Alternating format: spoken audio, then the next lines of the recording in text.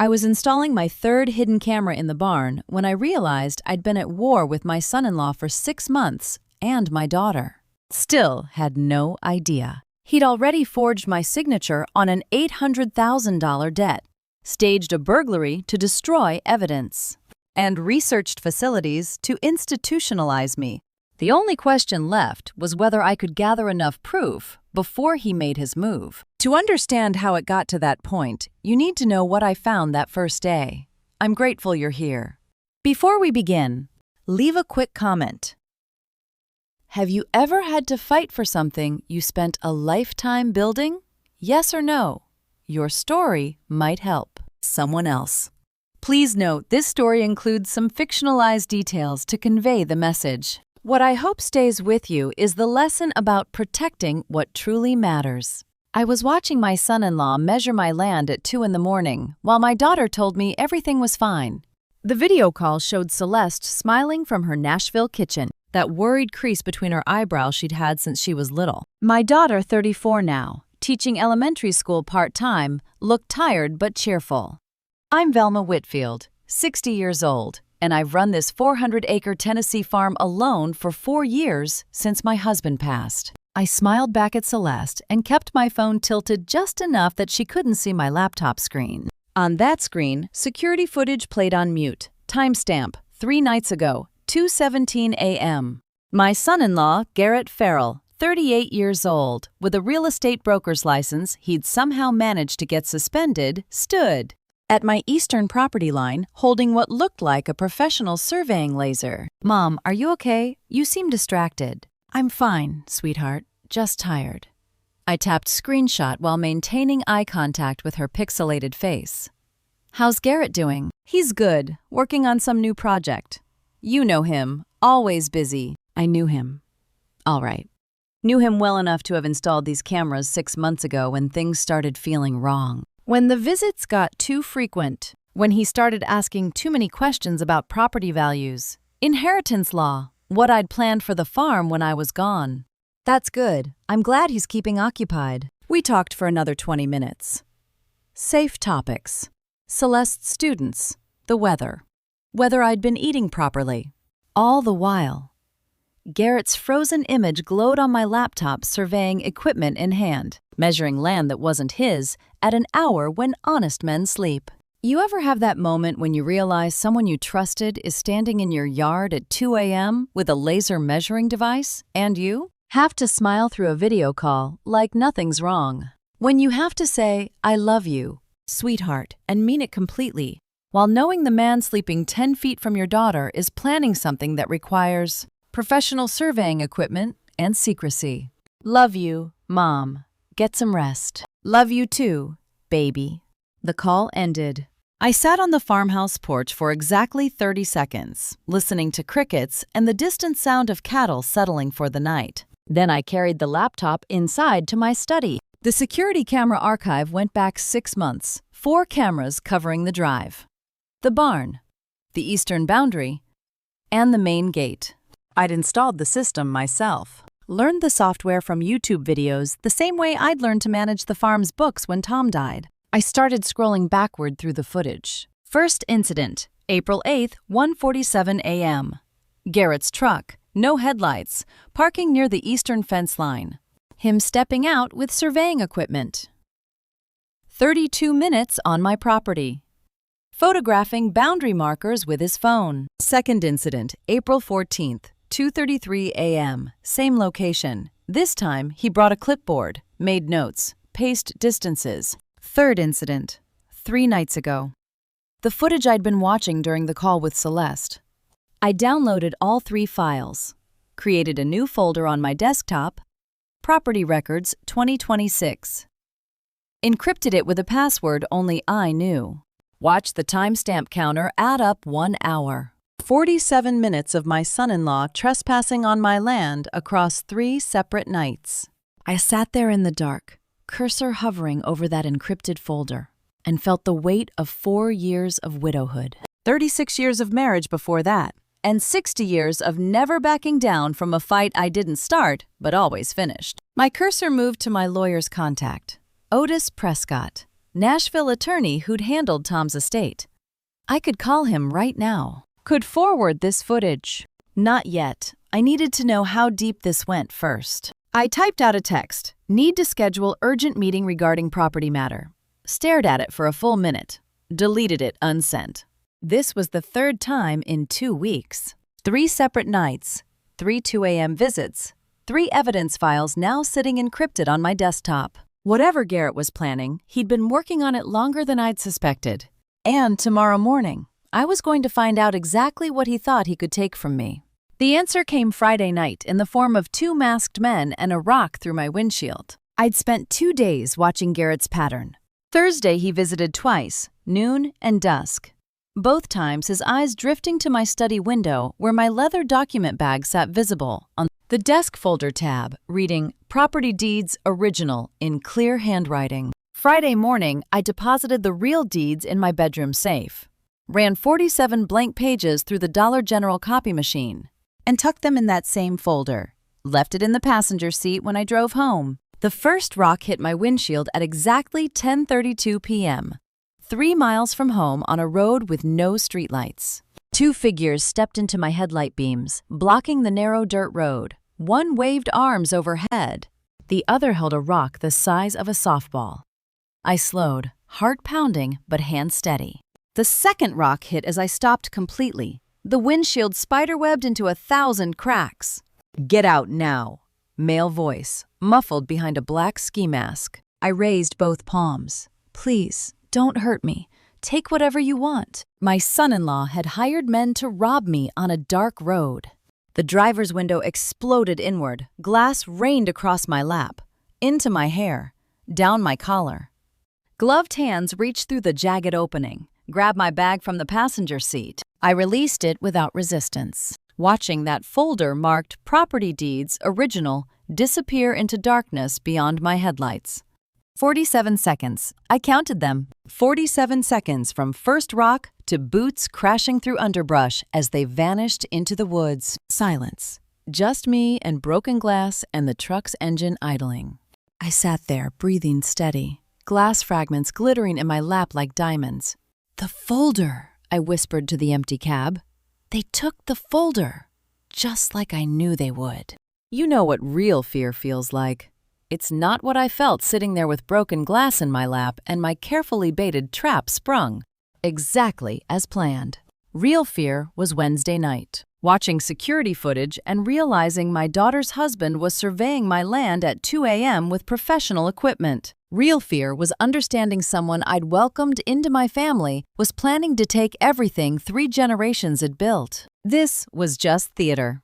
I pulled my phone from my jacket pocket with hands that didn't shake. Opened the text thread with Otis Prescott, the Nashville lawyer I'd contacted Thursday morning. Typed one word, started. His reply came within seconds. Understood. The real documents were in my bedroom safe. Had been for 2 days. What those men carried into the woods was 47 photocopies of blank paper from the Dollar General machine. $8 in copy fees. The bored teenager at the counter hadn't even looked up from her phone while I fed sheet after sheet through. Only then did I dial 911. 911, what's your emergency? I let my voice shake. I've been robbed. 2 men. They took my bag. I'm on Old Mill Road, about 3 miles east of Lynchburg. Ma'am, are you injured? Are they still there? No, I'm not hurt. They're gone. They broke my windows and took my bag and... I let the sentence break. Ragged.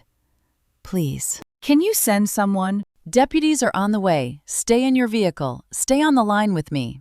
I stayed on the line, answered her questions, described the masks, approximate height and build, the direction they'd run, told her about the folder, my voice catching just right when I mentioned property deeds. Played my part perfectly. Red and blue lights appeared in my rearview mirror 12 minutes later. I was still on the phone with dispatch, still sitting in broken glass, still performing shock. But what I felt wasn't shock. It was cold, clean certainty. They thought they'd stolen my life's work. 400 acres, 3 generations of Whitfield blood and stubbornness. What they actually got was 47 pieces of paper worth about $8. And sitting in the dark with broken glass in my hair and Otis Prescott's reply glowing on my phone screen. I knew the real work was just beginning. The deputies left at 11:30 p.m. I drove home with plastic taped over broken windows and started the real work. The hardest thing I ever watched wasn't my husband's funeral. It was 12 seconds of security footage from my own kitchen, time-stamped 3 nights before the robbery. But first, I worked chronologically, build the case like a prosecutor would. I sat in my dark study with coffee going cold and reviewed 3 weeks of footage, clip by careful clip. 6 videos of Garrett alone on my property. April 8th, 1:47 a.m. Eastern. Boundary, surveying laser, photographing property markers. April 11th, 3:12 a.m. Phone call near the barn, his voice clear on audio. Timeline's tight. She has to sign before the 15th or I'm done. April 14th, 2:33 a.m. Measuring tape and clipboard, taking notes. April 16th, 1:58 a.m. Another call. You sure the old woman doesn't check cameras? Laughter. She barely knows how to use email. 3 more clips, all time-stamped, all saved, all showing systematic documentation of my property with a deadline of the 15th. Each clip went into my encrypted folder labeled Evidence, Trespass, and Conspiracy. Then I reached the file dated Monday, April 22nd, kitchen camera, 11:47 p.m. I should have prepared myself. Instead, I clicked play. Celeste at the sink washing dishes. Back to Garrett, who leaned against the counter. The audio was clear. Baby, this is the only way to keep her safe. You know how confused she's been getting. My daughter's voice, small and uncertain. But Mom seems fine to me. That's how it starts. Trust me, we're doing this for her. The camera caught Celeste's profile. Pale skin. Hands shaking so violently the dish rattled against the sink. Tears streaming down her cheeks. Then she nodded. Small movement. Terrified, but unmistakable. I had to watch that 12-second clip 3 times before I could accept what I was seeing. My daughter. My only child. The girl I'd rocked through nightmares and driven to college and walked down the aisle. Nodding agreement while Garrett explained how they'd protect me from my own confusion by taking my farm. I stopped playback, sat in darkness for 20 minutes. Then I saved the file, added it to evidence, moved on. Because what I felt didn't matter. What mattered was documentation. Building a case so airtight that when this went to court, and it would, there'd be no question who'd planned what and who'd known.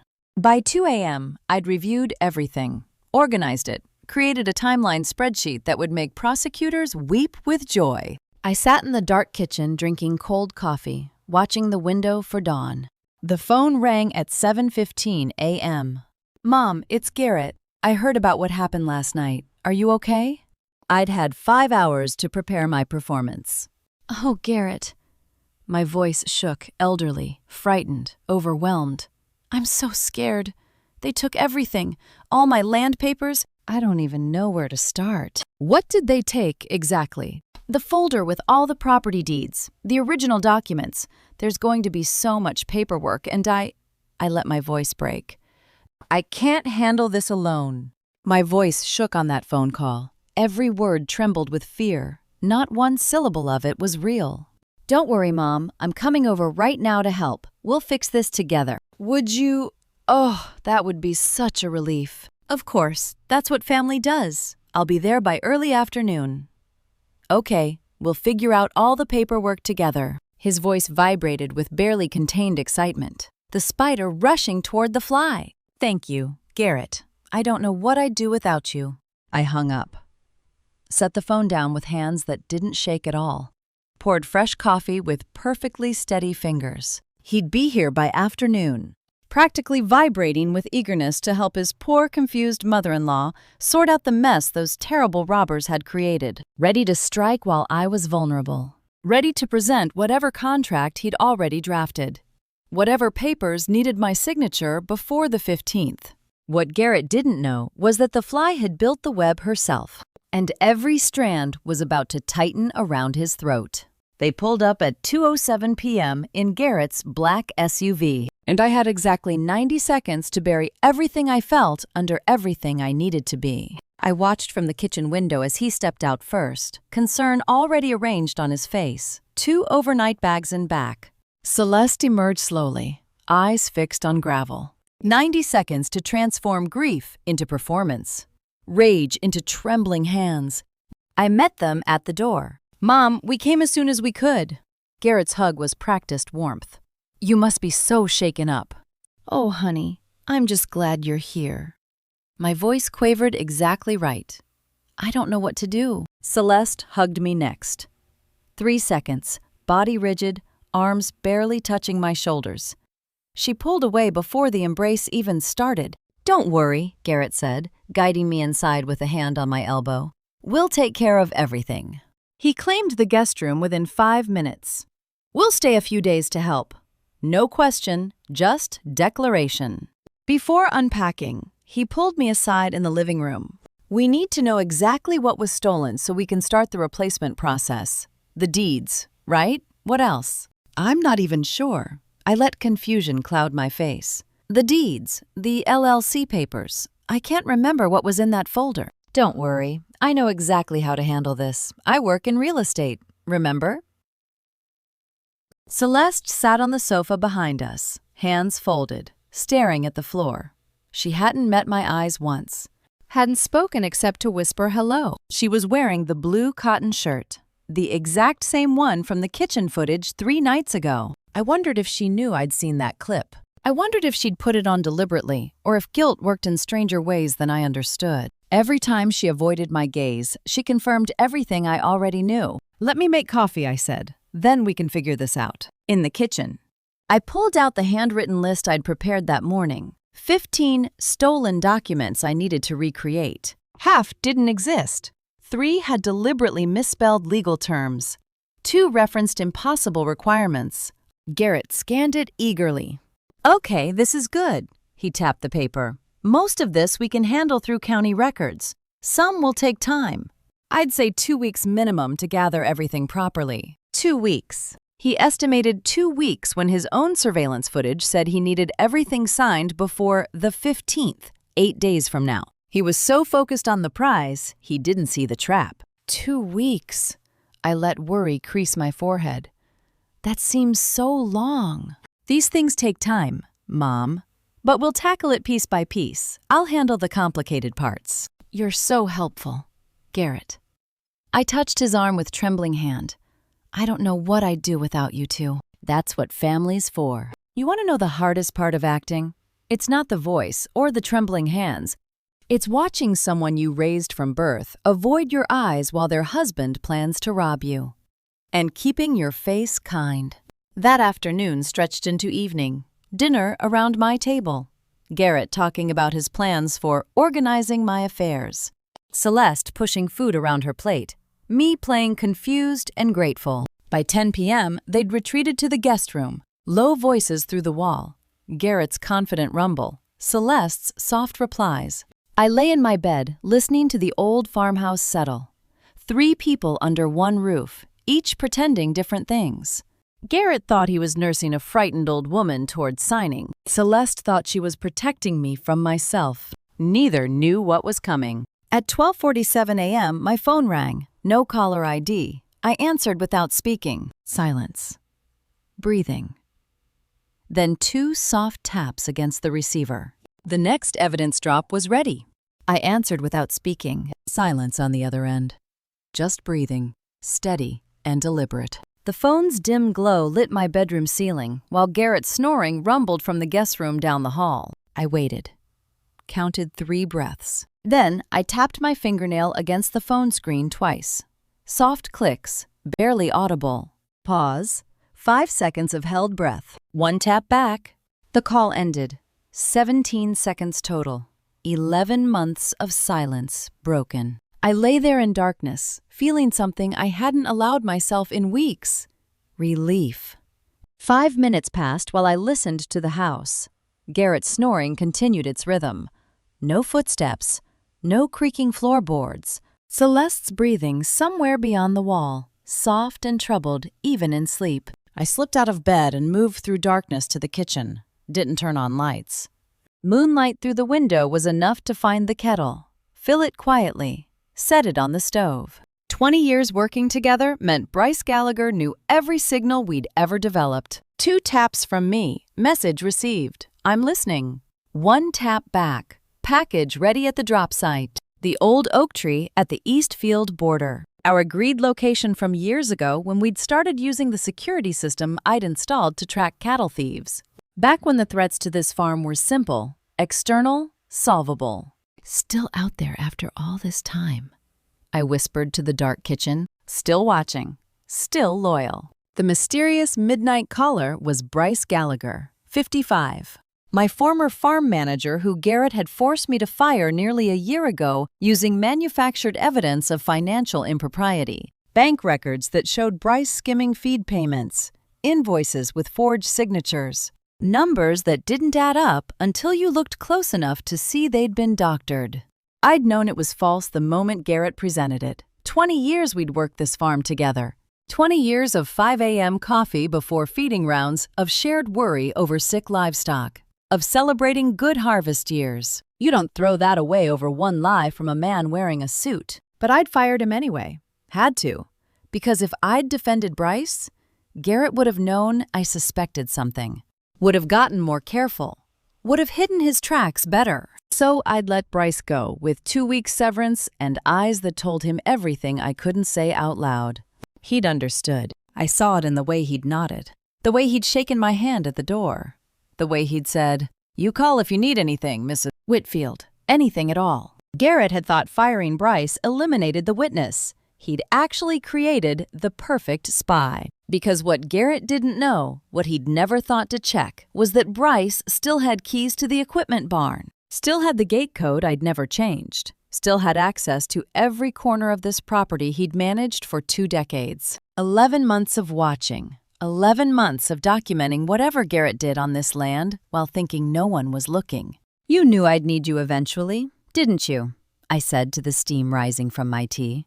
20 years of trust doesn't end with one false accusation. I sat at the kitchen table in moonlight, hands wrapped around the warm mug, and let myself imagine what might be waiting at that oak tree.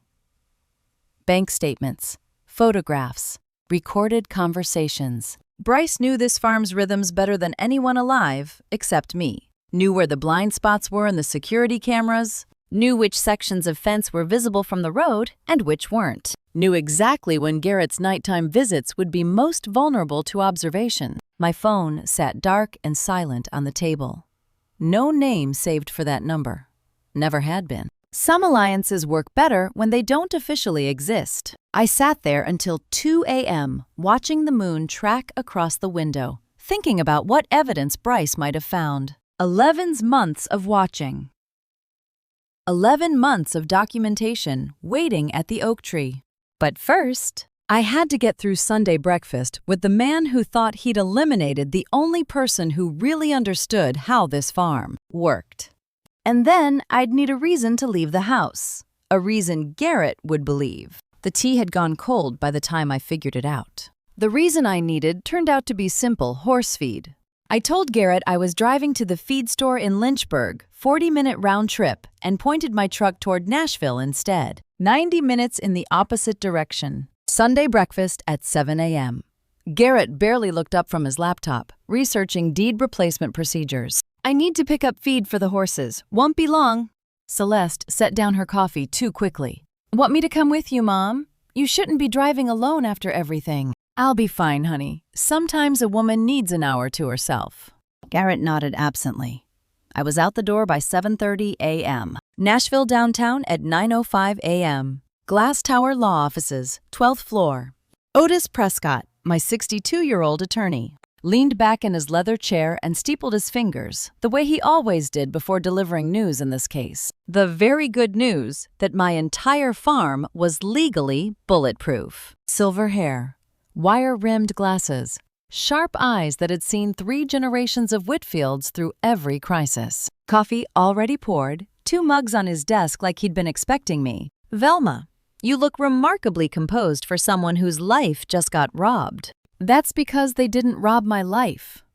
Otis, they robbed 47 photocopies. His smile was predatory. I trained you well. Let's make sure they regret it.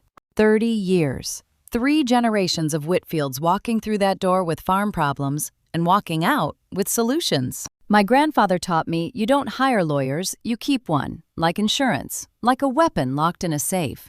Otis pulled a file from his desk. Whitfield Family Agricultural LLC, filed April 16th, 9 days before your robbery, backdated legally to protect existing contracts. 9 days before Garrett arranged those masked men. 9 days after I'd watched him surveying my property at 2 a.m. All 400 acres? I asked. Every acre, every contract, every patent and water right your family's held for 136 years. He slid papers across the desk. 95% yours, 5% in trust for your granddaughter Sloan. Garrett Farrell has exactly 0 legal claim. Everything he thinks he's stealing is already gone, legally, cleanly, untouchably gone. Precisely. Otis tapped a second folder. 3 phases. Phase 1 let him reveal the full conspiracy. Every co-conspirator, every dollar, every step. Phase 2. Gather irrefutable evidence. Recordings, documents, witnesses. Phase 3. Strike when he's trapped. How long do I let him dig the hole? Until he's standing at the bottom looking up, and there's no ladder in sight. You ever set a trap for someone you love? Not the person, the thing, wearing their face, speaking with their voice, betraying everything they were supposed to be. That's different. That's not revenge. That's surgery. What do you need from me? Keep playing frightened. Keep him comfortable. The moment he thinks you suspect anything, he'll run. We need him committed, all in. So far past the point of no return that when we spring this, he can't claim it was just talk. He's staying at the farm, sleeping in my guest room. Perfect. Let him get comfortable. Let him think he's won. We reviewed the evidence checklist. What Phase 2 required: documented conversations, financial records, witness statements, proof of criminal conspiracy beyond reasonable doubt. Every piece had to be unassailable. I left Nashville at 10:45 a.m. with 3 manila folders in my bag. LLC documentation, Phase 2 timeline, evidence requirements. The drive home took 90 minutes. Garrett would ask, what took so long at the feed store? I had my answer ready. They were out of organic grain. Had to try 3 locations. The real answer sat hidden in my bedroom safe by noon.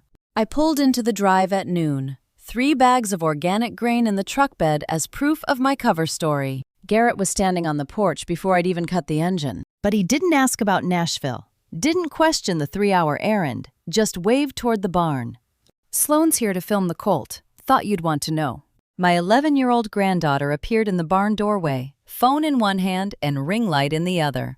Her face lit with the kind of excitement only children and YouTubers understand. Grandma, come help me. He's trying to stand. Sloan Farrell, Celeste's daughter, had been documenting farm life on her equestrian channel since turning 10 last year. 487 subscribers who watched her narrate horse care with the earnest intensity of someone who believed that internet actually cared about authenticity. I felt genuine warmth watching her arrange equipment in the corner stall.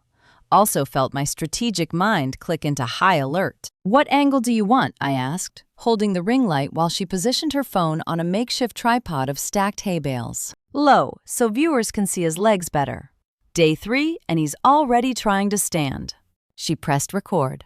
Voice shifting into her YouTube persona. This is why I love Tennessee farms. You get to see real miracles, not just Instagram filters. The newborn colt wobbled on stick-thin legs, milk breath sweet in the hay-scented air. I remembered teaching Celeste to ride these same trails. The same barn smells of leather and fresh straw. Garrett's voice cut through the moment. He'd entered through the back door, phone pressed to his ear, pacing near the tack room. Didn't notice us filming in the dim corner stall. Uncle Hank's timeline is tight, I know, but I need to be careful. She went to Nashville yesterday, came back with... He froze, saw the camera, saw Sloan's ring light casting harsh white shadows against barnwood, waved awkwardly, mouthed, just work stuff, and walked toward the exit, still talking in a lower voice I couldn't distinguish. Sloan giggled as he disappeared. Dad's so weird about work calls. He acts like everyone's spying on him. If only you knew, sweetheart. She continued filming the colt's wobbly attempts at balance, narrating with pure enthusiasm while my dual awareness tracked everything proud grandmother watching a miracle of nature. Strategist recognizing an intelligence opportunity. Okay, I think I got it. Sloane stopped recording and played back the footage. I leaned over her shoulder, watching the screen. The colt stood perfectly framed.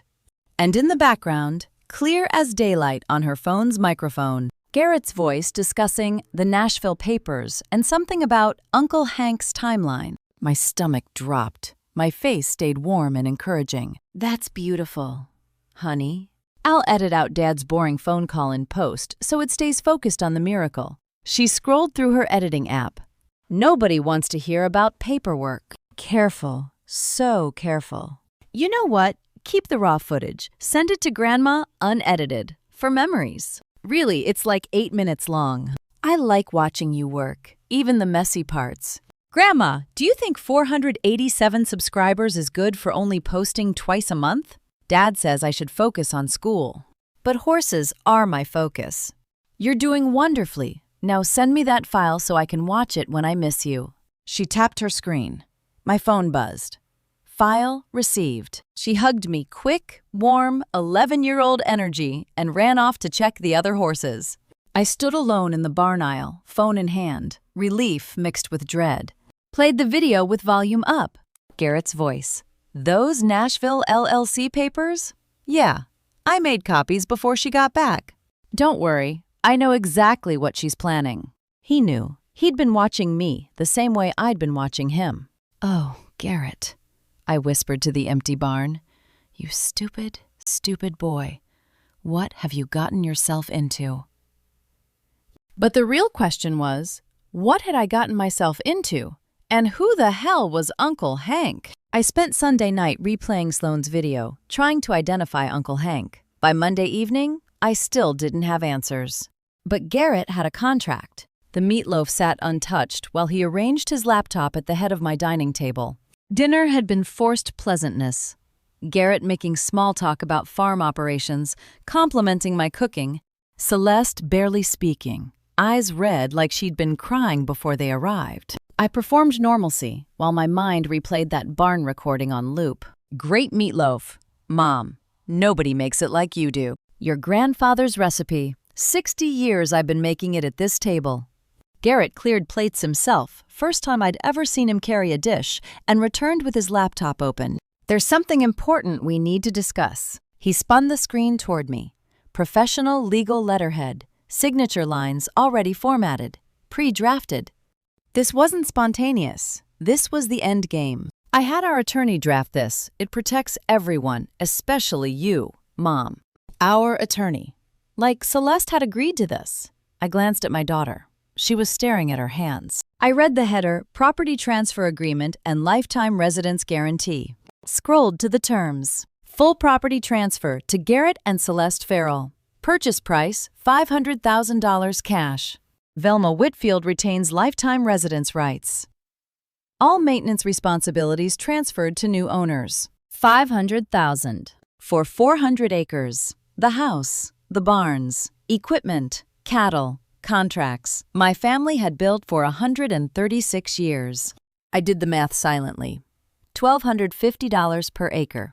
Market value in this county, $26,000 per acre minimum. $500,000 for 400 acres and the house. That's interesting math. Garrett. Given your age and the property taxes, this removes the burden. You keep living here. We handle everything. No more worrying about maintenance or finances.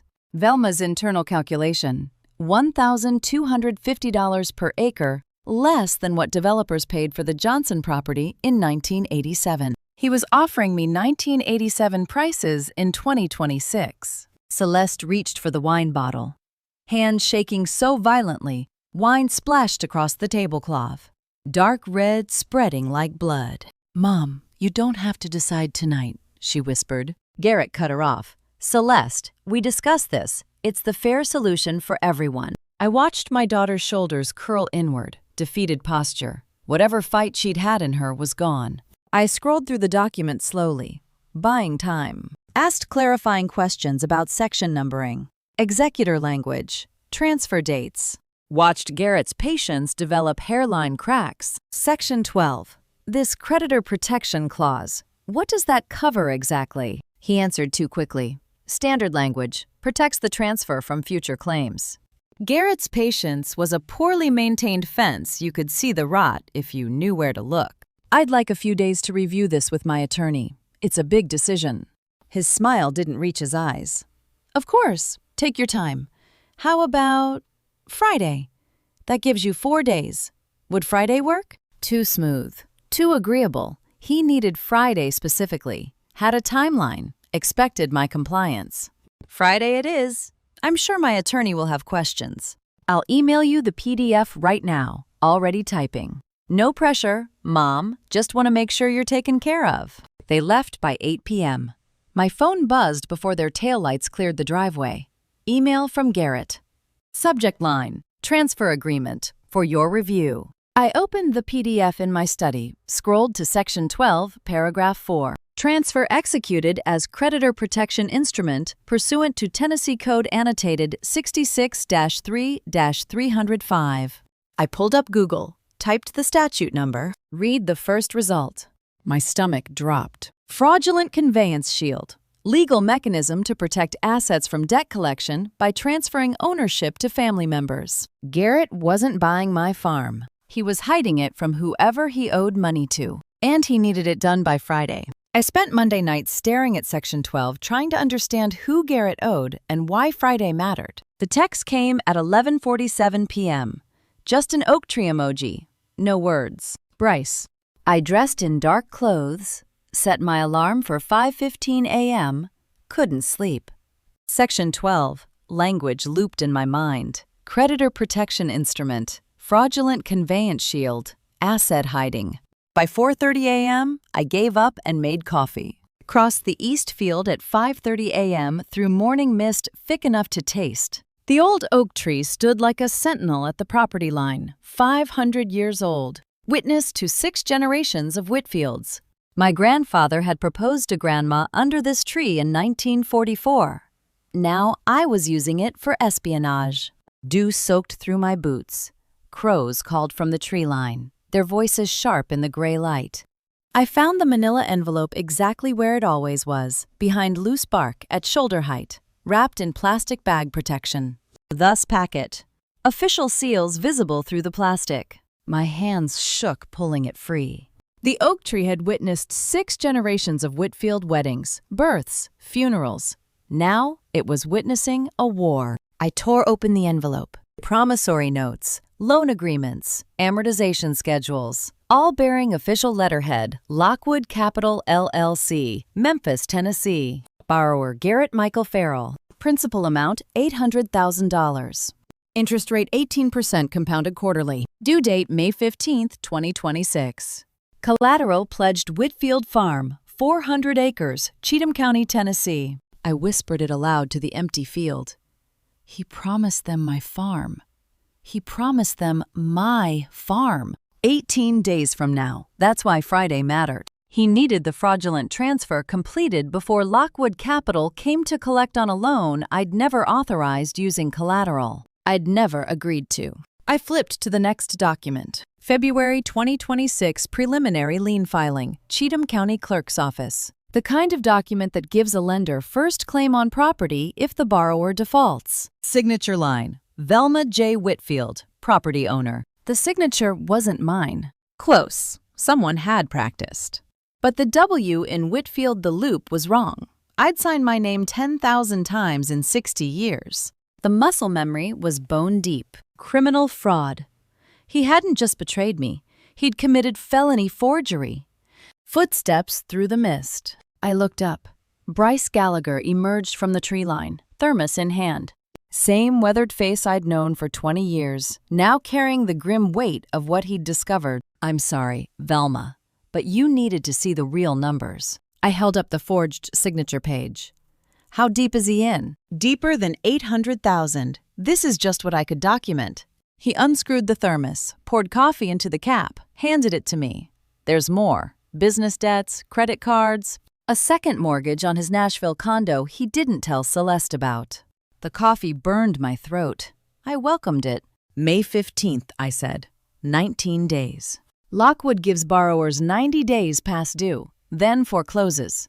Garrett got the money in November. He's been living on borrowed time, and my farm is his escape hatch. Bryce pulled a second envelope from his jacket, thinner. He hesitated before handing it over. "This is worse," he said quietly. I opened it. Photocopied legal filings. 14 separate cases. 14 Tennessee family farms. All foreclosed by Lockwood Capital LLC between 2023 and 2026. All following the exact same pattern. Preliminary lien. Suspicious timing. Elderly property owners. Loans to desperate family members. "Garrett isn't the architect," Bryce said. "He's the mark.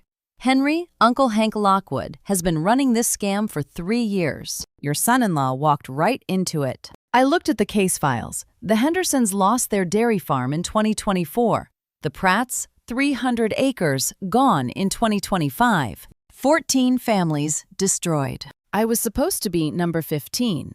I walked back from the oak tree carrying evidence that my son-in-law had forged my signature and owed creditors $800,000. My daughter was making my coffee when I walked in, and I knew she'd come to beg. 6:15 a.m. Boots still muddy from the east field. Celeste stood at the stove, making biscuits from scratch, her stress baking tell since she was 12. Too bright smile. Red-rimmed eyes. "You're up early." "Mom." Couldn't sleep either. "Just checking the fence line. Coffee smells good." I couldn't tell her. Not yet. Not until I understood how much danger she was in. Garrett appeared at 7:30, kissed Celeste's cheek with practiced affection. "I have errands in Nashville. Won't be back until dinner. You two have a nice day." "Celeste, we'll talk tonight about, you know." He left. The timing felt staged, giving Celeste privacy to work on me. This was her assignment. We stood in silence. She moved to the sink, started washing breakfast dishes, though I'd had a dishwasher for 15 years. Hands trembling, I picked up a dish towel, dried. 5 minutes of quiet. 10. "You know I still remember teaching you to wash dishes in this exact sink. You were 7. You taught me everything here."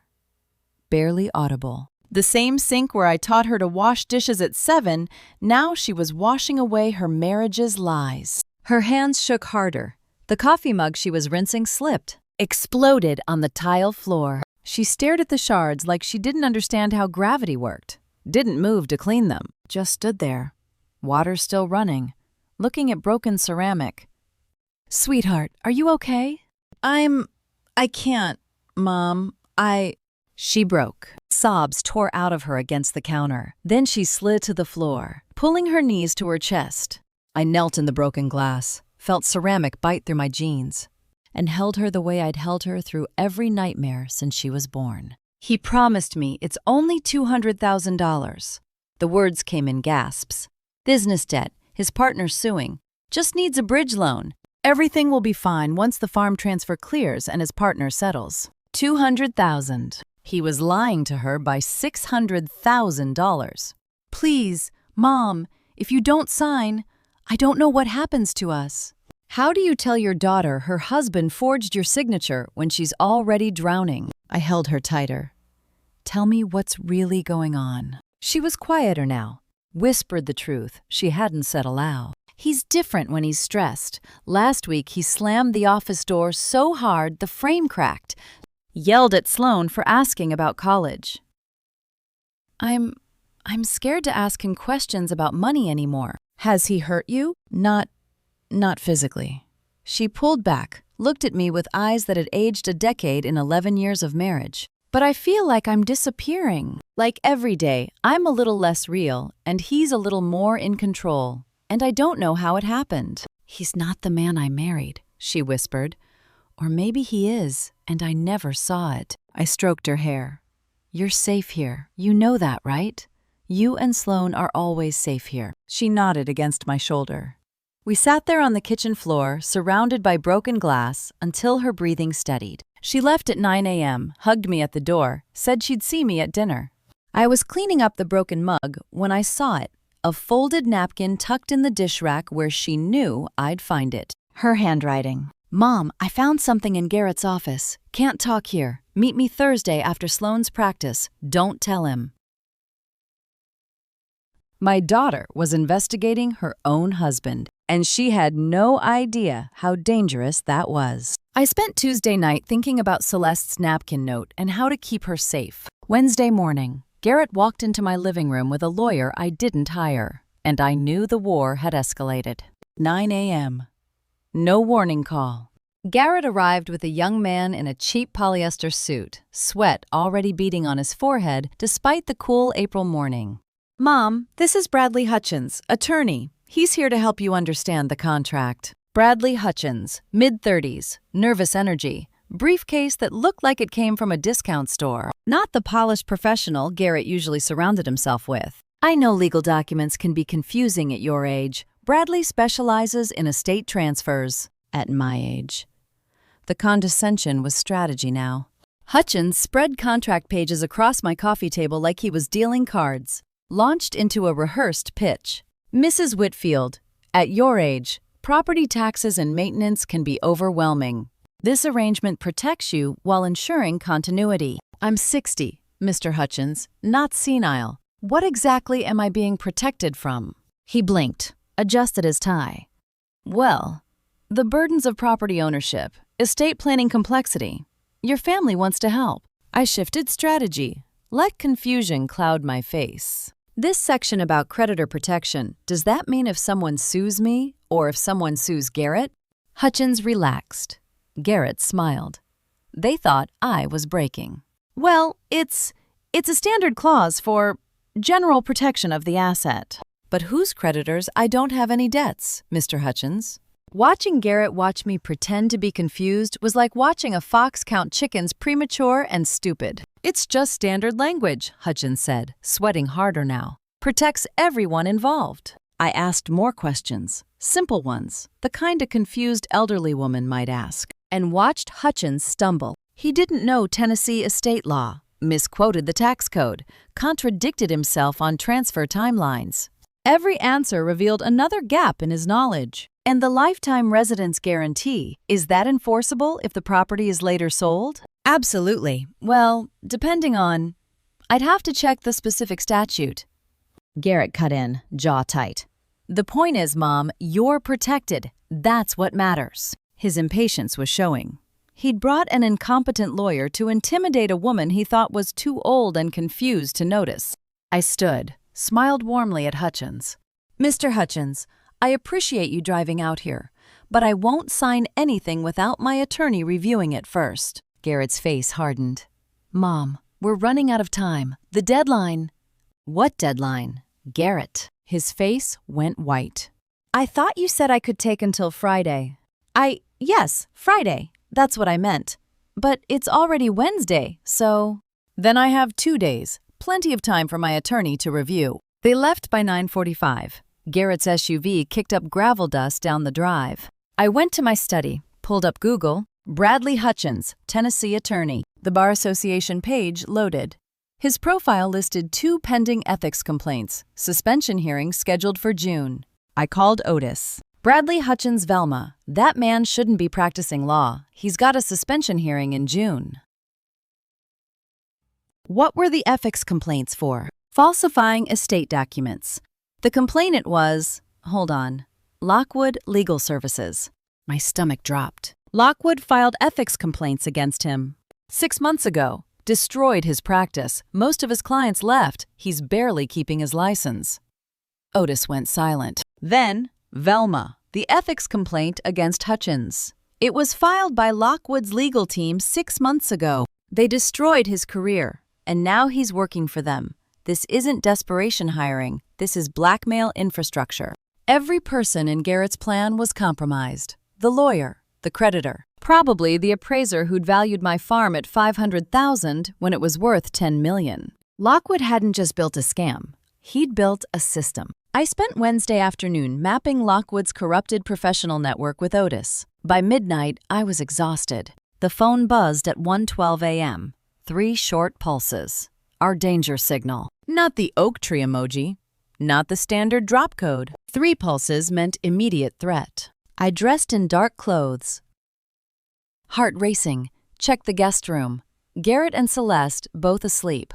Slipped out the back door. Flashlight off until I cleared the barn. New moon.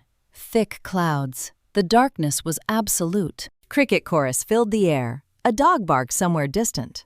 The oak tree was just a black shadow against darker sky. Bryce stepped out from behind the trunk before I reached it. Tense posture, shoulders tight. He pressed a thick envelope into my hands immediately. I'm sorry to call so late. This couldn't wait until morning. What happened? Someone followed me yesterday. Black SUV, tinted windows. They want me to know they know. His fear was palpable, infectious. Who? Lockwood's people. Has to be. They're watching me now. He glanced over his shoulder at the empty field. We need to make this quick. I turned on my flashlight, hands shaking, opened the envelope. Email printouts. From G. Farrell to H. Lockwood. Subject line, accountant problem. 60 years old. Meeting a man in darkness. Reading death threats by flashlight. This was war, not retirement. Garrett's email dated 3 days ago. The forensic guy is digging. Need him handled before May 15th. Lockwood's reply, standard protocol. Will address. I read it aloud, voice shaking. Need him handled. Bryce, they're threatening you. I know. That's why I'm giving you everything tonight. If something happens to me, you have the full documentation. Need him handled. 2 words that meant murder. Nothing's going to happen to you, I said, but we both knew I couldn't promise that. Next document. Another email from Garrett to Lockwood, dated 5 days ago before Hutchins ever showed up at my door. Mother has verbally agreed. Notary appointment scheduled. Transfer will complete before May 15th deadline. He told them I already agreed. This was written 5 days ago before he even brought the lawyer. He's not pressuring you to sign, Bryce said quietly. He's stalling them while pretending you already did. Garrett wasn't desperate to get my signature. He was desperate to keep Lockwood thinking he already had it. I flipped to the next page. Different email chain. Garrett to someone named D. Morrison at Pinnacle Lending. Same promises. Farm transfer in progress. $400,000 payment coming by month end. Bryce pointed to the dates with his flashlight. Lockwood has an $800,000 claim. This Morrison has $400,000. I found evidence of a third creditor, another $300,000. He's running a Ponzi scheme with your farm as phantom collateral. Total. At least $1.5 million. Maybe more I haven't found yet. I stared at the emails. My son-in-law had promised my farm the land my family had held for 136 years to 3 separate creditors, simultaneously. When they all came to collect in 2 weeks, there'd be a bloodbath. And he'd forged my name to make it look legitimate. He can't actually transfer the farm, I said. The LLC protects it. He doesn't need to transfer it. He just needs them to believe he can until after May 15th. Then he disappears. They fight over who gets what. And by the time courts sort it out, he's gone. With the money. What's left of it? Rice pulled a flash drive from his jacket pocket. Everything. I found copies of all documents, my analysis, the connection map. If they handle me, you can still fight. I took it. The small drive felt impossibly heavy. Nobody's handling you, I said. Velma, he met my eyes. If something happens, nothing will happen. But in 18 hours, I was meeting Celeste, who'd found something in Garrett's office and was investigating him too. Walking into the same danger Bryce was in. And I didn't know if I should warn her or use the meeting to learn what she'd discovered. I didn't sleep after Bryce's midnight drop. Spent Thursday loading the flash drive, seeing the full pattern, waiting for whatever came next. It came at 10 p.m. when Garrett poured 2 bourbons and said we needed to talk honestly. And I knew the performance was ending. Celeste had gone to bed at 9 with a headache. Convenient timing. Garrett pulled out the expensive bourbon, his power play liquor, the bottle he saved for closing deals. Poured 2 glasses without asking. Join me, Mom. We should talk. Celeste is exhausted, he said, settling into the armchair across from me. All this stress, it's hard on her, on all of us. setting the stage, making me the villain for causing family stress. I need to get a sweater. This room's cold.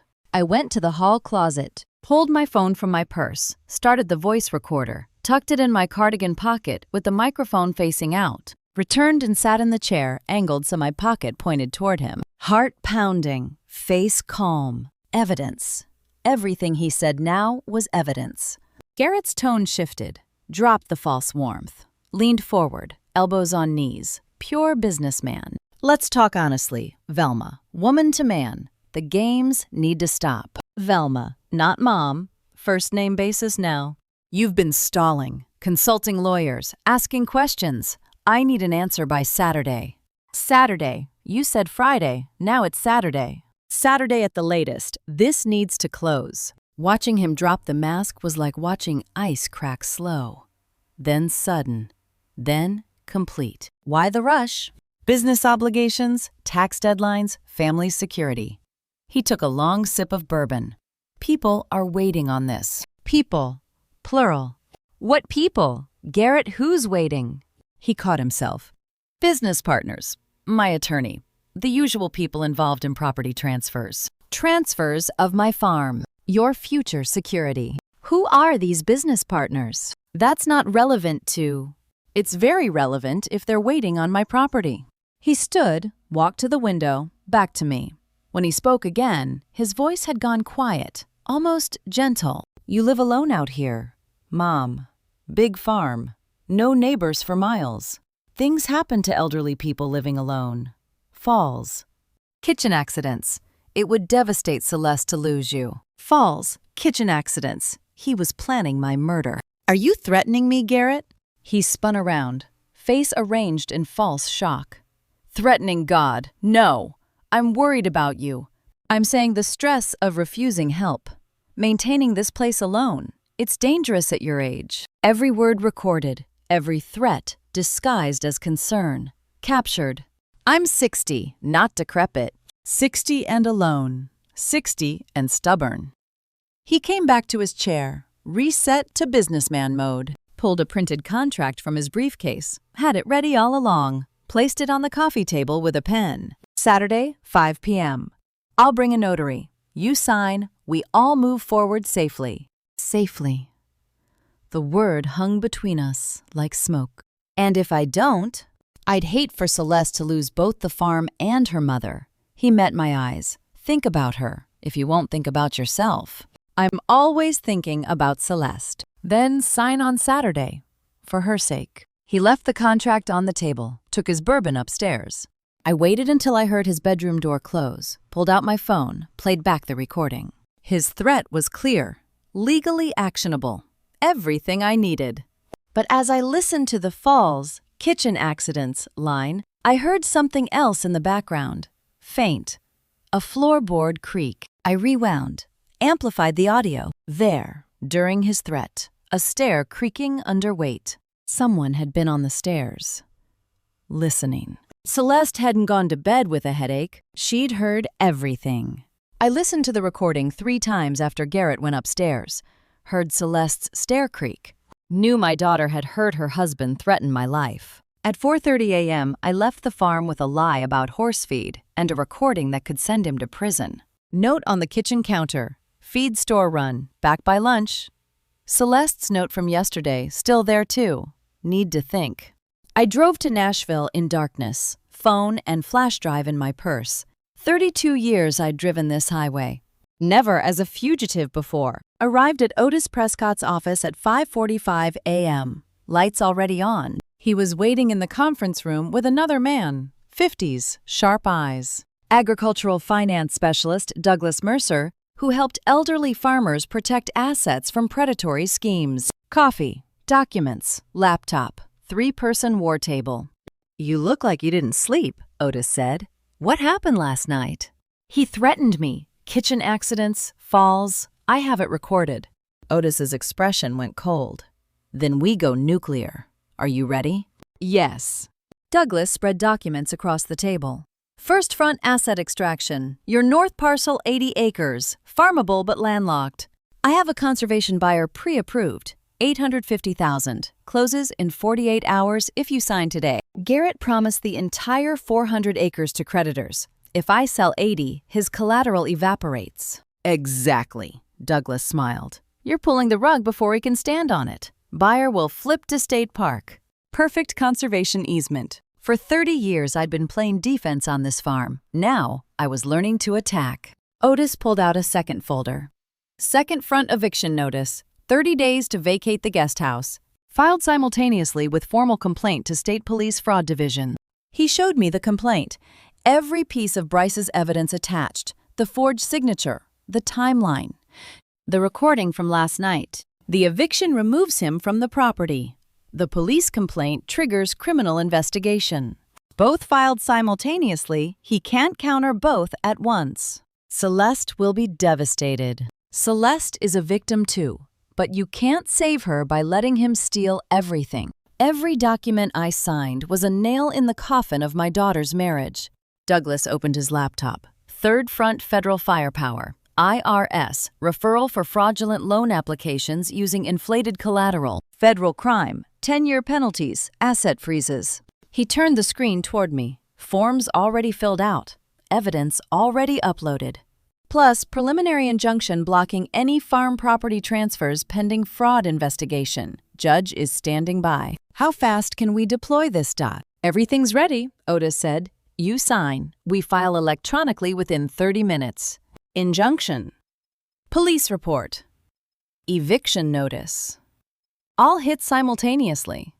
Douglas leaned forward. And I've already filed a protective order with the county clerk. As of Wednesday, no property transfers without court approval. He can't execute the fraud even if he forges your signature again. Wednesday, 2 days ago.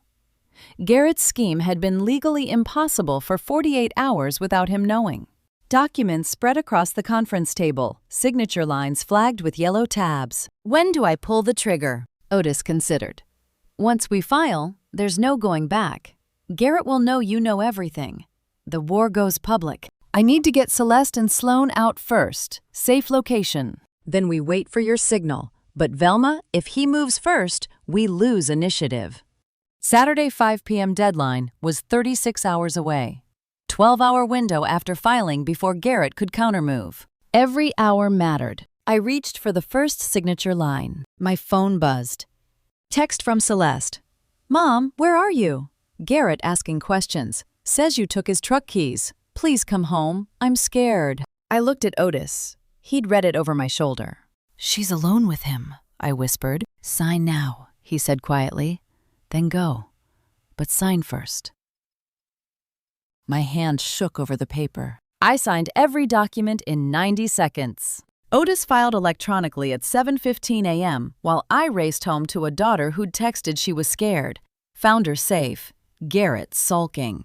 Now it was 2 p.m. and the currycomb's rhythm against the mare's flank was the only thing keeping my hands from shaking. Documents filed 5 hours ago. No going back. 12-hour window before Garrett gets official notice. 7 hours of peace left. I brushed the mare in long, steady strokes, tried not to think about what I'd set in motion. Celeste's silhouette appeared in the barn entrance, backlit by afternoon sun. She stood there watching me for a full minute before speaking. Arms wrapped around herself, eyes red. You weren't at the feed store this morning. I kept brushing. No, I wasn't. Garrett checked, called every feed store between here and Lynchburg. I imagine he did. She stepped inside. Where did you really go? I stopped brushing, faced her. Nashville, attorney's office, protecting what's mine and yours. About the contract. About protecting our family, the real family. Celeste nodded like she'd expected this. Garrett was furious when he realized you took his truck keys. Accused me of helping you escape. Escape. The word choice told me everything. She moved closer, voice breaking. Will you sign? By tomorrow. He says everything depends on it. Our marriage, our future, keeping the family together. Hearing Garrett's words come out of my daughter's mouth was like watching a puppet show where the strings had become chains. He needs you to sign by 5 p.m. tomorrow. He says people are counting on it. What people, sweetheart? I don't know. Frustration cracked through her fear. He won't tell me anything real anymore. She collapsed onto a hay bale, face in her hands. The man I married wouldn't pressure me to manipulate my own mother, but he told me exactly what to say to you, gave me a script. I sat beside her, put my arm around shoulders that felt too thin. When did you stop feeling safe with him? Months ago, whispered. Maybe longer. I've been pretending it wasn't happening. When does a marriage stop being a partnership and become a hostage situation? He paces at night, she continued, makes calls and whispers, gets angry when I ask questions. Last week he punched the wall next to my head, said it was an accident. He was aiming for the door frame. My blood went cold. Does Sloane see this? I try to keep her away when he's like that, but she hears things. I pulled my daughter closer. Do you trust me? Always. You're my mom. Then trust me now, even if you don't understand yet. She looked up, tears streaming. You found something. About Garrett. About the contract. I found a lot of things, and I'm handling them. But I need you to trust my timing. Is it bad? Yes. Bad enough that I should. She stopped. Couldn't finish the question. Bad enough that I'm protecting you and Sloane. That's all you need to know right now. She wiped her eyes, took a shaky breath. Mom, what did he do? What did you find out? I was opening my mouth to answer when Garrett's voice echoed from the farmhouse. Celeste, where are you? We need to talk, now. My daughter's face went white. She stood quickly. Don't tell him we talked, please. Celeste, I have to go. He gets worse when I make him wait. She walked toward the farmhouse like a woman walking to execution. Halfway across the yard, she stopped, turned back, mouthed 2 words I could read from the barn. Save us. Then continued inside where Garrett was waiting. 7 hours until he received official notice. 7 hours until the eviction. The police complaint. The protective order. All landed simultaneously. 7 hours until my daughter's world exploded. And she'd just asked me to save her. 7 hours after I watched Celeste mouth, "Save us," Garrett received the legal papers. I spent Friday night listening to him rage from the guest house. Saturday morning, I poured coffee for the man who'd threatened to kill me and said the words he'd been waiting to hear. I'll sign. 8 a.m. Garrett sat at my dining table with bloodshot eyes, crumpled legal papers visible in his open briefcase. Eviction notice. Police fraud complaint. Property transfer injunction. Celeste set the table with shaking hands. We need to talk, Garrett said, voice hoarse with exhaustion and aggression. About these papers. And about today's deadline. I set down his coffee with perfect serenity. Yes, I've been thinking all night. I've made my decision. His body went rigid. Celeste froze mid-pour. I sat, folded my hands, delivered the performance. I'll sign. You were right about the property burden. I'm tired of fighting. Garrett's face transformed. Exhaustion melted into triumph. Mom, that's the right choice. For everyone. You won't regret this, Celeste whispered. Mom. I ignored the question in her voice, pulled a printed resort brochure from my apron pocket. But first, you both deserve a celebration. I've already booked a 10-day Miami vacation. Beachfront resort, ocean view suite, spa access, first-class flights. My gift. You've been under such stress. Garrett, this is my thank you for being patient. I watched him process it. Greed fighting suspicion. That's incredibly generous, but the paperwork can wait 10 days. I've waited 60 years to retire. I can wait 1 more week. Watching him take the bait was like watching a fish swim toward the hook, so eager for the meal he couldn't see the barb. He examined the brochure. I saw the mental math. Monday departure. Return May 5th. Still 10 days before the May 15th deadline. Everything still works. Plus free luxury vacation. Greed won. We'll go. It's a wonderful gesture. And when we get back, we'll finalize everything properly. Exactly. Properly. With clear heads and rested hearts. Celeste looked between us, remembering yesterday in the barn. My plea to trust me. Her desperate save us. I met her eyes. tiny nod. Trust me. Mom, this is too much. We can't. I cut her off. You can. You will. Sloan deserves a beach vacation. When's the last time you took her somewhere beautiful? Celeste's eyes met mine across the table, and I saw the moment she understood I was saving her the only way I could. Thank you, she whispered, for everything. Garrett stood, shook my hand formally, like we'd just closed a business deal. This is exactly what we needed, a reset. We'll come back ready to build our future. Yes, the future. That's what matters most. He gathered his legal papers back into the briefcase. Eviction notice he thought he'd beaten by making me surrender. Police complaint he believed would disappear once I signed the contract. He had no idea. After they left the room.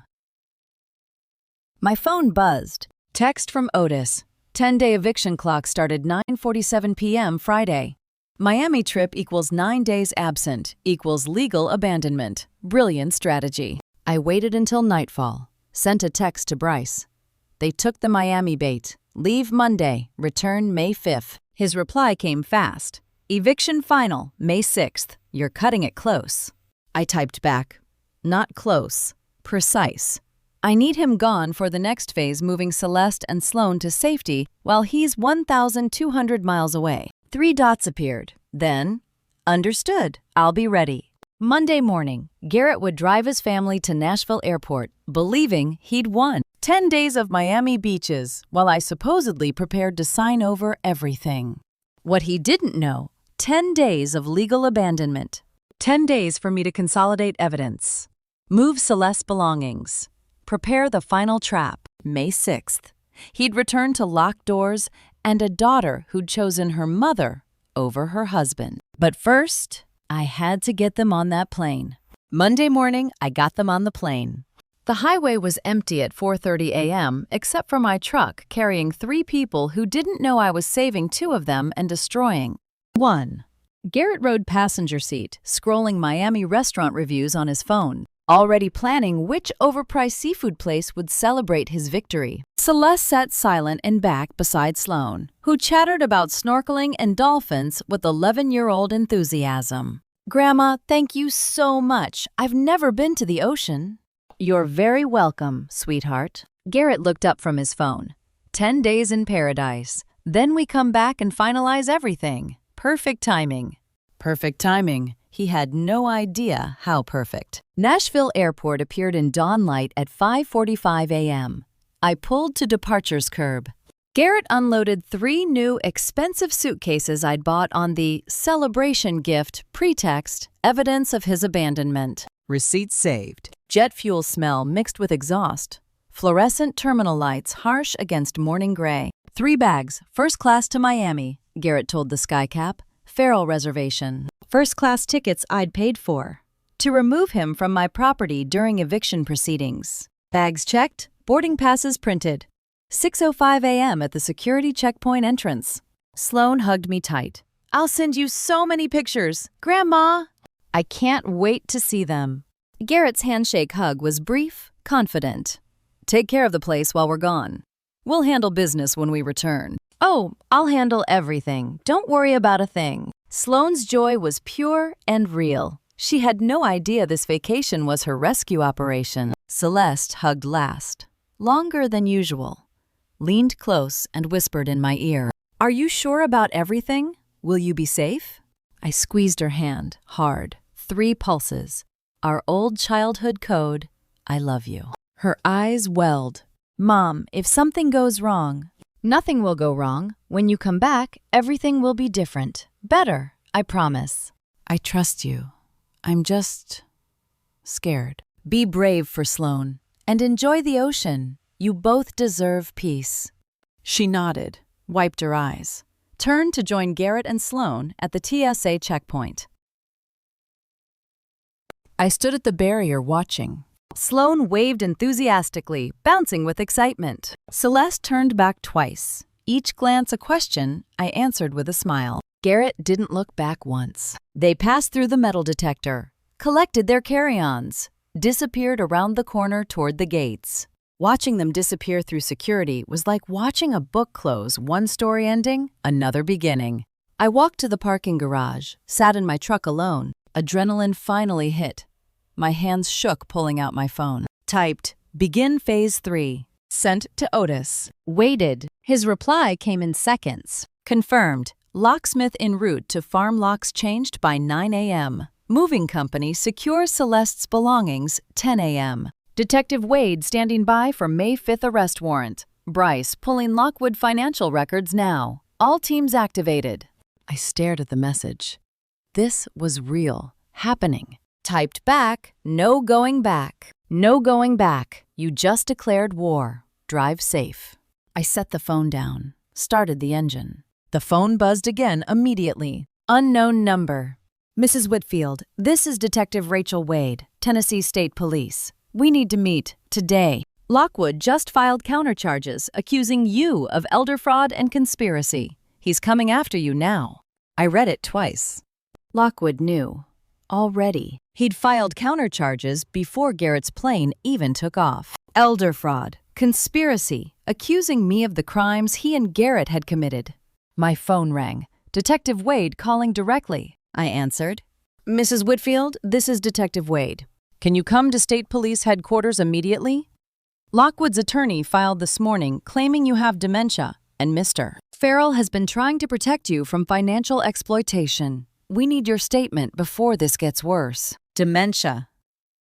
Exploitation. He was trying to flip the narrative, make me the criminal, make Garrett the hero. "I'll be there in 90 minutes, I said. "Make it 60 if you can. His attorney is very good." I hung up, pulled out of the parking garage into Monday morning traffic. Garrett was 30,000 feet in the air by now, drinking complimentary champagne, believing he'd won. Lockwood was in Memphis filing paperwork to destroy me, and I had 60 minutes to prove I wasn't the criminal. The war had started. The notary asked if I understood what I was signing, and I said yes, I was signing away everything to save everything. Otis had the papers spread across the counter at the Tennessee Secretary of State Business Office. 23 pages of corporate formation documents that would dissolve my individual ownership of the farm I'd built with Harold. Over 40 years. The woman processing our filing was maybe 50, reading glasses on a beaded chain. The kind of bureaucrat who'd seen every scheme and trusted none of them. "Whitfield Family Agricultural LLC," she read aloud. "Member interest 95%. Velma Marie Whitfield, 5%. Sloan Elizabeth Whitfield. You're transferring all real property, equipment, and operating assets into the entity. Every acre, every tractor, every dollar." I signed the first page. My hand didn't shake. Otis had explained it 3 times over coffee that morning. The LLC would own the farm. I'd control the LLC. Garrett, as Celeste's husband, had no claim on corporate assets even if Tennessee recognized his community property arguments. The entity shield was imperfect. Judges could pierce it if they found fraud. But it bought us time and created legal complications that would slow any seizure attempt. "Operating agreement specifies manager authority," the clerk continued. "That's you, Ms. Whitfield. Sole authority to execute contracts, manage finances, hire and terminate employees." "Correct." I signed page 7. The corporate bank account was already open. Bryce had transferred the farm's operating funds that morning, $127,000 that represented everything left after Garrett's bleeding. The new account had only my name on the signature card. Pattern interrupt. My phone buzzed. Text from Sloan. Timestamp 3:04 p.m. "Dad's card just declined at lunch. He's calling the bank." I set the phone face down and signed page 9. Otis caught my eye. "Everything all right?" "Everything's perfect." I meant it. Garrett's Visa was linked to the farm's old operating account, the account I'd closed at 2:47 p.m. when the LLC registration went live. He was 1,200 miles away, trying to buy mojitos with money that no longer existed in a structure he no longer controlled. The clerk stamped each page with ceremonial precision. Formation date is today, April 28th, 2026. You'll receive the certified articles by mail in 7 to 10 business days. But the registration is effective immediately as of 2:43 p.m. 23 minutes ago, which meant Garrett had been locked out of the farm's finances for exactly 23 minutes and was just now discovering it. Thank you. I gathered the copies. The paper felt heavier than it should, like I was holding the deed to a house I'd burned down to save the foundation. Outside, Otis walked me to my truck. You did the right thing, Velma. Corporate structure gives us options we didn't have this morning. It gives me a shield made of paperwork. I unlock the door. Question is whether the shield holds when Garrett comes home swinging. He can swing all he wants. He's not on the LLC. He's not on the bank accounts. As of today, he's a guest in a house owned by an entity that doesn't recognize his authority. Pattern interrupt. My phone rang. Celeste. I sent it to voicemail. 10 seconds later, it rang again. Celeste. I answered. Sweetheart. Mom, what did you do? Garrett's card isn't working, and the bank says the account's closed and he's absolutely losing his mind. Garrett's voice in the background. Sharp and getting sharper. Put your mother on speaker, right goddamn now. I hung up. 3 seconds later, my phone lit up with text Garrett's number. 5 messages arriving in rapid succession. Each one more profane than the last. The 2 federal agents at my door Tuesday morning weren't part of my plan. They were part of his reckoning. I'd been drinking coffee on the porch at 9 when the black sedan came up the drive. 2 people in dark suits, credentials already raised. The taller one, mid-40s, held up his badge. Mrs. Whitfield, I'm Special Agent Morrison, IRS Criminal Investigation Division. This is Agent Reeves. May we come in? IRS. I set my mug down. Is this about my taxes? No, ma'am. We're investigating agricultural subsidy fraud. Garrett Farrell. We understand he resides on this property. He's my son-in-law. Come in. I led them to the dining room. Put coffee on. They sat where Garrett had sat Thursday night when he'd threatened kitchen accidents and falls. Morrison opened a folder. Mr. Farrell filed for drought relief subsidies on 1,100 acres over 3 years. Your property is 400 acres. He claimed 700 acres he doesn't own. $340,000 in fraudulent claims. $340,000. I'd been so focused on the $800,000 debt, I'd missed an entire federal crime. How long have you been investigating him? I poured coffee into my good china. 8 months. So you started before I did. Morrison set down his cup. Before you did what, Mrs. Whitfield? Before I started collecting evidence of everything he's done to me. The agents exchanged a glance. What kind of evidence? I retrieved the folder from the hall closet, placed it on the table between the coffee cups, opened it. Forged signature on the February lien. Bryce's financial analysis. Thursday night's threat recording with transcript. Sloan's barn video showing Garrett and Lockwood planning the seizure. Miami vacation emails from Garrett's laptop. Everything. February lien with my forged signature, I said. $800,000 debt to Henry Lockwood. Recording of Garrett threatening my life. Video evidence of conspiracy planning. I believe you'll find it useful. Morrison examined the forged signature, holding it to the light. Reeves photographed each page. You were prepared for this conversation, Morrison said. I'm a farmer, Agent Morrison. We prepare for droughts, floods, and thieves. Garrett is all 3. Reeves played the recording on his phone, face darkening. After 90 seconds, he stopped. Kitchen accidents and falls. Explicit threats. When was this recorded? Thursday night, 4 days ago. I have 3 more if you need them. Watching federal agents examine my evidence felt like handing my war to professional soldiers, relief and irrelevance in equal measure. Morrison closed the folder. Mrs. Whitfield, our investigation just became a multi-count federal indictment. Subsidy fraud, elder abuse, forgery, potentially racketeering under RICO statute. Where is Garrett Farrell currently? Miami, with my daughter and granddaughter. They return May 5th. Morrison pulled his phone. Target in Miami until May 5th. Arrest warrant approved. Pause. Coordinate with Miami field office for pickup. He hung up. You're going to arrest him in Miami? Or at the airport when he returns. Depends on tactical considerations. Either way. Mrs. Whitfield, Garrett Farrell won't be coming back to this farm. I'd built a corporate wall to keep him out. The federal government just built a cage to keep him in after they left with copies of everything. Morrison's card on the table. I called Otis. He answered before I could speak. I know. IRS contacted me an hour ago for corroboration.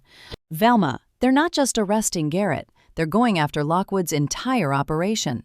You just became a federal witness in a multi-state racketeering case. I was selling the land Garrett promised to Lockwood while both men were 1,000 miles away from stopping me. Otis had called Tuesday night after the IRS left.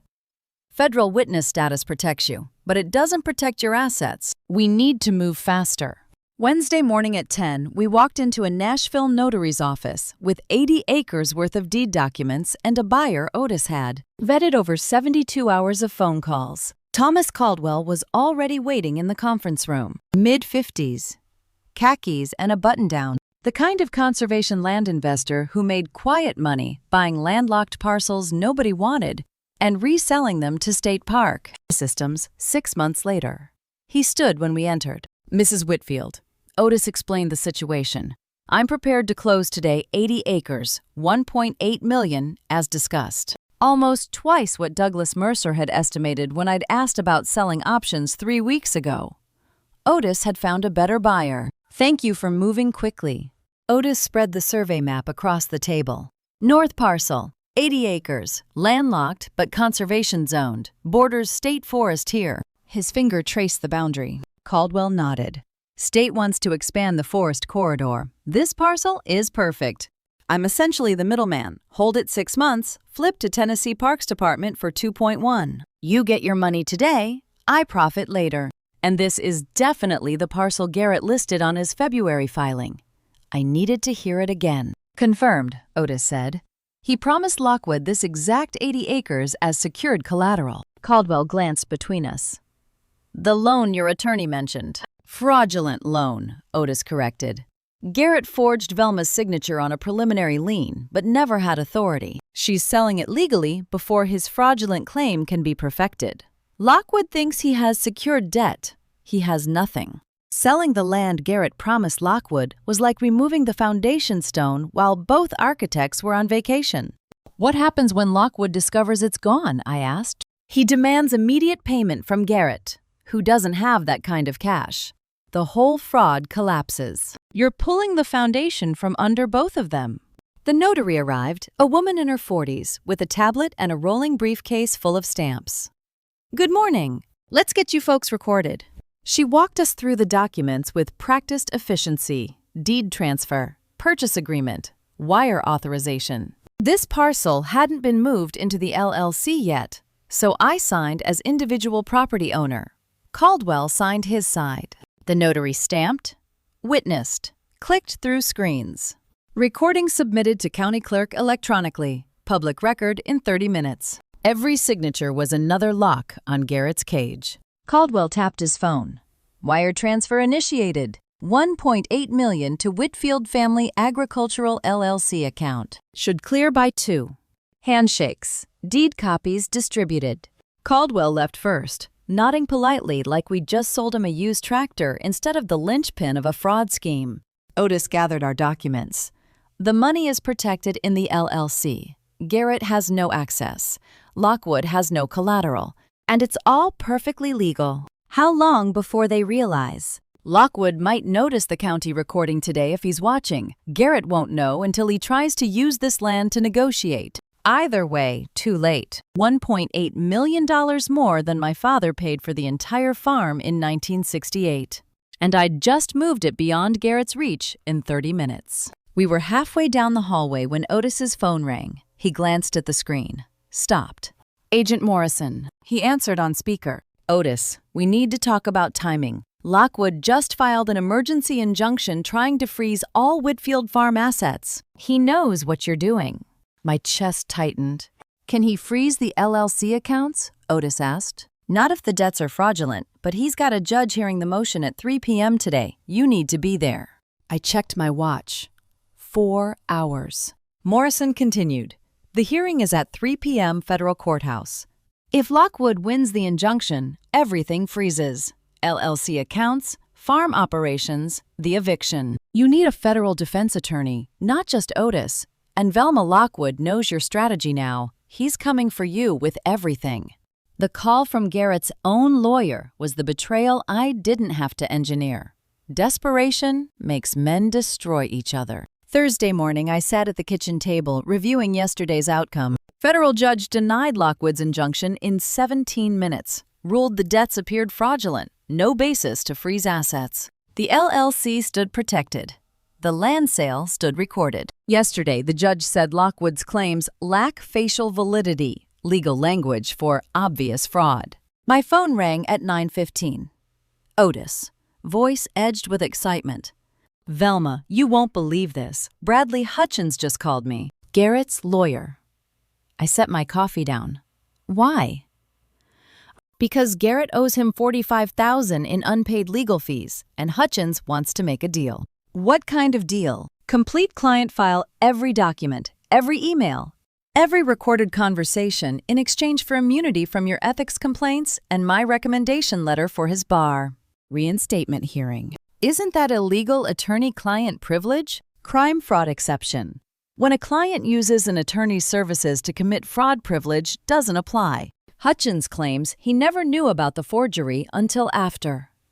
Even criminals have honor codes. Hutchins broke his because Garrett broke the most basic one. Pay your accomplices. What's in the file? Forging planning documents, communications with Lockwood, fake appraisals, intimidation tactics, proof of premeditation dating back to January, 3 months before the forged signature. Can we trust it's real? He's offering to testify under oath if needed. If he lies, he loses his license permanently. I thought about Harold, about the farm, about Garrett threatening kitchen accidents while his lawyer documented everything. Tell him we have a deal. I want everything. I'll send the immunity agreement within the hour. Velma, before you open this file, it's going to be hard to read. Garrett calculated this fraud as his primary strategy from the beginning. Send me the password. I need to see everything. Before I open that encrypted file and show you what Hutchins documented, if you're still here, comment A if I should have refused this deal, or B if taking it was right, plus one reason in 5 to 10 words, because what comes next proves premeditation. Please note, some details ahead are recreated for narrative impact. The file arrived at 9:30. Password UNPAID 2026. I opened it at the kitchen table. First document email from Garrett to Hutchins. Date January 15th. Subject Plan B if mother refuses cooperation. If she won't sign voluntarily, we'll need her signature anyway. I have samples from birthday cards and the farm account. Practice the loop in the W. Notary can be handled separately. 6 weeks before he forged my name, he was already practicing the signature. I scrolled down. Email chain between Garrett and Lockwood. Date March 8th. Subject Long-term solution. Garrett had researched memory care facilities. 3 Tennessee locations accepting involuntary commitment with physician's letter. Average cost $8,500 per month. 30-day timeline for legal guardianship hearing. Strategy: declare Velma incompetent. Gain guardianship. Institutionalize her. Liquidate the farm for her care. 15+ years of care costs covered by selling everything Harold and I built. Lockwood's reply: cleaner than alternatives, protects us both. No criminal exposure if she's legally incompetent. He was going to lock me away and call it mercy. I forwarded the entire email chain to Agent Morrison. Single message: this is attempted kidnapping, not just fraud. His reply arrived in seconds. Agreed. Adding charges. Federal arrest warrant now includes conspiracy to deprive liberty under color of guardianship law. He's looking at 20+ years. Seeing Bryce standing in afternoon sunlight instead of midnight shadows felt like the war was finally ending. Friday at 3, I walked to the oak tree in full daylight. No coded signals, no hiding. He was waiting openly, not crouched behind branches like he'd done for 8 months. 11 months since I'd been forced to fire him. 11 months since Garrett started isolating me systematically. Bryce looked older. The underground war had weathered him. 11 months since I could stand here in daylight, he said, forgot how beautiful this place is. I'm sorry he made me fire you. You didn't have a choice. He was cutting you off from everyone who could help. But I never left. Velma just went underground. 20 years he'd managed this farm, knew every acre, every season, every crop rotation better than I did. Last June, Garrett claimed financial streamlining required letting the farm manager go. Really, it was eliminating witnesses who might ask questions about missing money. 20 years you ran this place better than I could, and I'll run it again when he's gone. Bryce's voice was steady, certain. That's what kept me going, knowing this farm would still be here after him. Loyalty like this was rare. Garrett had thrown it away because it threatened his plans. Bryce pulled a USB drive from his jacket pocket. Mrs. Henderson's security camera footage. 3 houses down from the document storage unit. I took it. The plastic was warm from his pocket. February 8th, 11:47 p.m. Garrett's truck parked across the street. 18 minutes. 2 hours before the robbery was reported. That places him there. That makes him the burglar, combined with everything else, forged signatures, institutionalization plan, federal investigation. He's done. We got him. 20 years of loyalty had bought Bryce 8 months of patience in the shadows. Some men measure friendship in decades, not convenience. 8 months we've been building this, Bryce said. Every document, every recording, every photograph. Federal agents have enough for 20 years minimum. He planned to lock me in a memory care facility and liquidate my life's work. Now he's the one going into a cage. Better justice than he deserves, but justice nonetheless. We sat on the fence rail overlooking the farm. Acres rolled green under afternoon sun. Horses grazed near the barn. The tin roofs caught light like mirrors. Moment of peace before the final confrontation. I've been waiting for this day, Bryce said quietly. 20 years I worked this farm. Watched him come in, charm everyone, start stealing. I've been waiting to see him pay. I know, me too. He comes back Monday, thinks he's walking into a signing ceremony. What's he actually walking into? Federal agents, changed locks, eviction notice, and arrest warrant.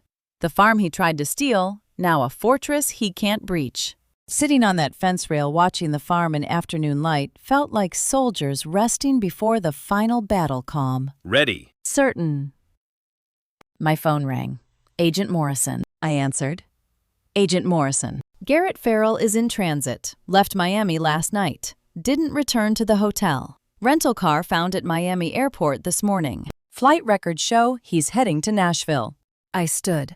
Bryce's eyes locked on mine. He's coming back early. Celeste and Sloan are still there. We think he knows something's wrong. Maybe monitoring court filings remotely. Maybe someone tipped him. We have units watching the farm. When he arrives, we'll arrest him. But Velma, he's desperate now. Desperate men are dangerous. Bryce stood next to me, listening. When does he land? Flight lands Nashville at 9 p.m. tonight. We'll have agents at the airport and at the farm. But if he slips past us and makes it to your property, do not engage him. He's cornered, Velma. That makes him unpredictable. Bryce's hand settled on my shoulder. I'm staying, he said quietly. If he comes here tonight, you're not facing him alone. The first sunset I'd watched in peace all week lasted exactly 4 minutes before my daughter's text shattered it. Friday at 6:30, I sat on the porch with coffee. Bryce had left an hour ago after confirming security locks changed. Motion sensors armed, sheriff's number on speed dial. First quiet moment since Monday morning when I'd driven them to the airport. 5 days of war. And finally, the farm felt peaceful. Sunset painted the oak tree gold. Horses settled in the pasture. The air smelled like cut grass and honeysuckle. 5 days. 5 days since they left and I'd dismantled his entire plan. Maybe I could rest tonight. My phone buzzed. Text from Celeste. My daughter only texted when something was wrong. She called for normal things. Texting meant she couldn't talk freely. Couldn't let Garrett hear. I opened it. Mom, Garrett's creditor keeps calling him. He's panicking. Says something's wrong with the farm accounts. What's happening? The creditors had found out. Lockwood discovered the collateral was gone. The walls were closing in. 1,200 miles away, and my daughter was standing inside them. Before I could type a response, another text arrived. Are you okay? You've been so quiet this week. Then, Mom, please answer. I watched the dots appear and disappear as she typed and deleted. Typed and deleted. She knew something was deeply wrong. How do I tell her I'm saving her without terrifying her? How do I protect her from 1,200 miles away? I stood, walked to the barn, bought time to think. The horses lifted their heads as I passed. Familiar smells, hay, leather, old wood, grounded me. I typed slowly. I'm fine, sweetheart. Enjoy the ocean with Sloan. Everything will be better when you come home. Better, not clear. Better was true. Their lives would be better without him. Her response came fast. That doesn't answer my question. What's happening with the farm accounts? Garrett can't access anything.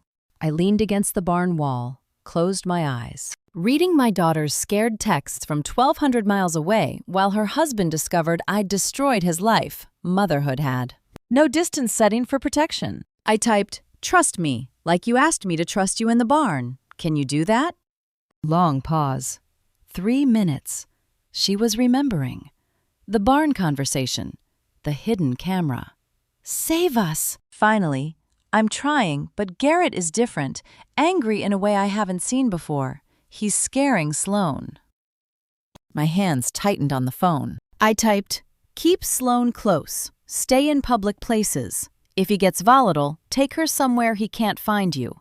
Hotel security, lobby, anywhere with witnesses. 3 dots. Disappearing. Appearing again. Okay, I will.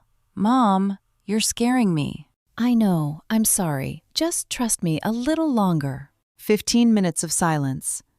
I sat on a hay bale, phone in my lap, watching the screen. Then, Mom, Garrett just got another call, screaming about fraud charges and property seizure. He threw his phone in the pool. What did you do? He knew. 5 days of operations. And now he knew. Court filing, monitoring, or Miami informant didn't matter how. He knew about the charges.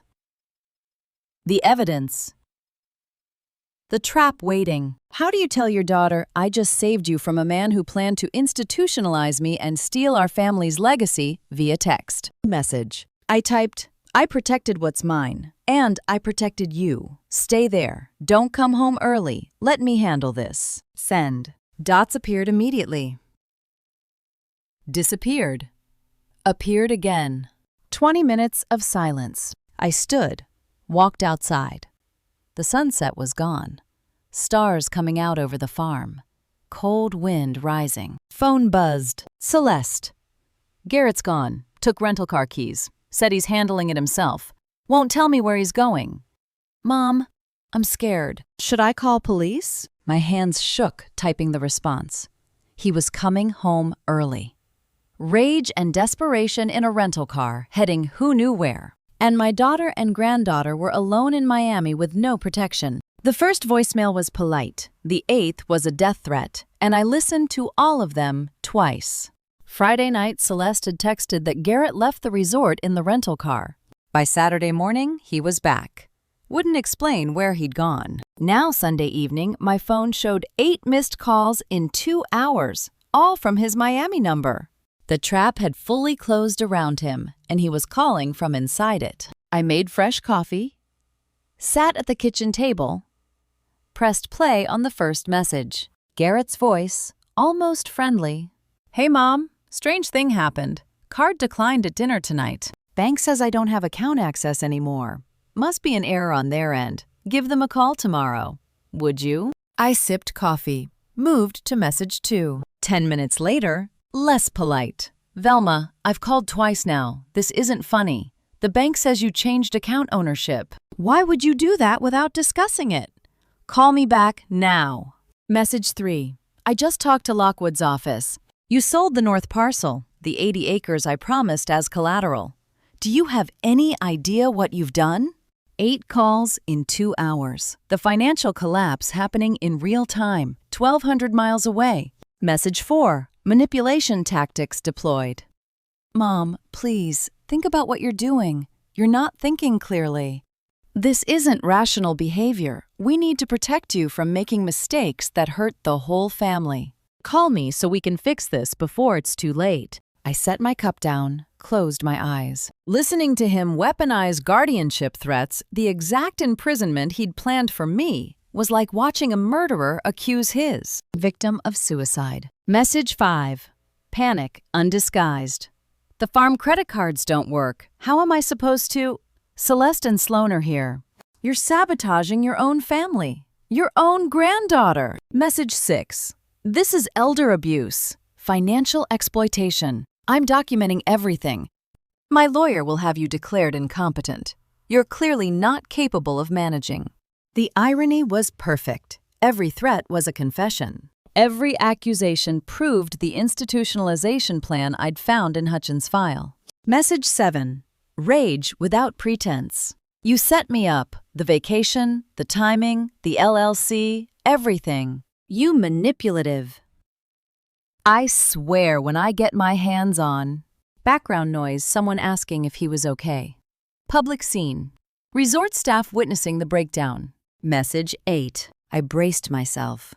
Pressed play. Pure screaming. Cursing. Then, voice dropping to something worse than shouting. You think you're smart? You think you won? When I get back there, I'm going to make you regret you were ever born. I'm going to explicit threats, graphic violence. Kitchen accidents and falls weren't metaphors anymore. There it was, the real Garrett. No performance, no charm, just rage, and the man who'd planned to lock me away and liquidate my life. I saved all 8 voicemails, forwarded them to Agent Morrison and Otis with time-stamped notes. Texted Morrison, 8 threats in 2 hours, escalating to violence. He knows everything. His reply came in seconds. Recording received. Arrest warrant being updated to include terroristic threatening and assault charges. When is he scheduled to return? Monday, tomorrow. But he may come early. He's unraveling. We'll be ready. Velma, these threats are credible. Stay somewhere else tonight. He's dangerous now. I looked around the kitchen. Harold's farm. My home for 40 years. The place I'd fought to keep. I'm not leaving. 3 dots appeared. Disappeared. Appeared again. Then keep doors locked. Sheriff's Department notified. Patrol will drive by every hour. I set the phone down. It rang immediately. Garrett's Miami number. Not voicemail. This time, live call. I watched it ring. 4 times. 4 times. He was calling in real time, watching me not pick up, knowing I'd heard every threat and chosen silence. The power game was entering a new phase. When my daughter called crying and asked what I'd done, I realized I'd been waiting 9 months to tell her the truth. Sunday night at 9, the phone rang again. Not Garrett's number this time, Celeste's. I hesitated after ignoring his calls all evening, then answered. Immediate sound of crying. Background crash, something breaking. Garrett's distant shouting, muffled by walls or doors. Mom, Celeste whispered, I need to talk. Can you hear me? I hear you. Are you safe? Is Sloan safe? We're locked in the bedroom. He's Mom. What did you do? Garrett is losing his mind, breaking furniture, screaming about you destroying him. I need to know what's happening. Please, the truth. I walked to the dark end of the porch, away from the house lights. Crickets loud in the spring night, phone warm against my ear. 9 months I'd carried this, alone. Building evidence, coordinating investigators, protecting everyone while being isolated and threatened. Celeste needed to understand the danger now. Time to stop protecting her from it. Sweetheart, there's a lot you don't know. About Garrett. About what he's been planning for over a year. Tell me, I can't do this anymore without knowing. The robbery last year, your documents. It wasn't random. Celeste. Silence on the line. Distant shouting continued in her background. We have security camera footage. Garrett's truck parked 3 houses down from the storage unit. February 8th, 11:47 p.m. He staged the robbery to destroy evidence of his fraud. Her breathing changed. Sharp intake. Held. Released slowly. He helped me file the police report, she said quietly. He held me while I cried about the lost documents. That was all performance. All of it, to hide what he was doing. Telling your daughter that her husband staged a crime against her to hide his fraud, there's no gentle way to destroy someone's marriage. What was he hiding? I sat on the porch step. $800,000 debt to a criminal loan shark named Henry Lockwood. He forged my signature to promise this farm as collateral. And when I discovered it in February, he researched how to have me declared incompetent and locked in a memory care facility so he could liquidate everything. 30 seconds of silence. How long have you known? Barely audible. Since February, I've been building evidence with investigators, federal agents, state police, forensic accountant. It's all real, Celeste. IRS is prosecuting him for agricultural subsidy fraud. He forged documents claiming acres he doesn't own. He's looking at 20 years in federal prison. Another crash in her background. Closer this time. I need to get Sloan out of here, she whispered. Yes, as soon as you can. Then she was crying harder. I'm sorry. Mom. God, I'm so sorry. I should have seen it. The way he isolated you from Bryce. The way he pushed your friends away. I helped him do it. I chose to believe him over you. You didn't know. You were being manipulated too. He's good at it. I should have trusted you. You're my mother. I chose him over you, and you were trying to save me the whole time. Celeste's apology was like watching dawn break after the longest night, painful and beautiful and absolutely necessary. Something in her words cracked the armor I'd worn for 9 months. Strategic control. Isolation. Midnight evidence drops. Federal investigations. I'd stayed strong through all of it. Now I sat on the dark porch and cried. Mom, I can hear you crying. I've never heard you cry. I've been so alone. Sweetheart, my voice broke. Fighting this alone for so long. And I was so scared I'd lose you when you found out. You have me. You've always had me. I just didn't see it. But I see it now. Her voice steadied. What do you need me to do? We talked for another 10 minutes. Made plans, safety protocols, tomorrow's arrival coordination. After we hung up, I sat in darkness, wiping tears. Phone buzzed. Text from Celeste. I'm taking Sloan and leaving the hotel tonight. Garrett doesn't know. Checking into different hotel under my maiden name. Don't tell him where we are. I'll call when we're safe. My daughter was fleeing her husband in Miami, and he'd discover it within hours. The 2 state police detectives in my kitchen brought the kind of news I'd been building toward for 9 months. Justice was official. Saturday morning at 9, I saw the unmarked car in my driveway. Tennessee State Police plates. 2 people getting out. A woman in her early 40s with a detective's badge clipped to her belt. A man about the same age carrying a folder. I knew what this was before they knocked. I opened the door. Mrs. Whitfield, I'm Detective Sarah Bennett, Tennessee State Police. This is Detective Mark Hayes. May we come in? Is this about Garrett Farrell? Yes, ma'am. We have significant developments in the February robbery case. I led them to the kitchen. Offered coffee, they declined. We sat at the table where I'd planned this war for 9 months. Hayes opened the folder. 2 men were arrested in Memphis yesterday morning, Charles Dunn and Robert Fletcher. Both have extensive criminal records. They confessed to staging the break-in at your daughter's residence February 8th and named Garrett Farrell as the person who hired them. How much did he pay them? $1,500 each, cash. They kept copies of text messages as insurance. He slid photocopies across the table. Garrett's phone number at the top. Date stamps from early February. Instructions for timing. Entry point. Which documents to destroy. The evidence is solid, Mrs. Whitfield. 9 months of midnight evidence drops, federal investigations, and strategic isolation. Now state police with confessed accomplices validating every step. Bennett pulled out an official document. Judge signed the warrant at 8 this morning. Multiple felony counts, conspiracy to commit burglary, insurance fraud, filing a false police report, obstruction of justice. When combined with the federal charges, the IRS fraud, the forgery, the elder abuse conspiracy, Mr. Farrell is looking at significant prison time. It's official. Not just my evidence, not just federal agents, now state police with confessed criminals. The trap was iron. We're coordinating with federal agents, Hayes added, They want to execute both warrants simultaneously when he returns to Tennessee. Do what's a Fenley, end of the world, I interrupted. Is my daughter's name on that warrant? Bennett looked surprised by the question. Check the document. No, ma'am. Celeste Farrell is listed as a victim in this case. She filed the police report in good faith, not knowing her husband staged the crime. She's completely clear. Is my daughter's name on that warrant? The only question that mattered. And my granddaughter, there's no way this touches her. Hayes shook his head.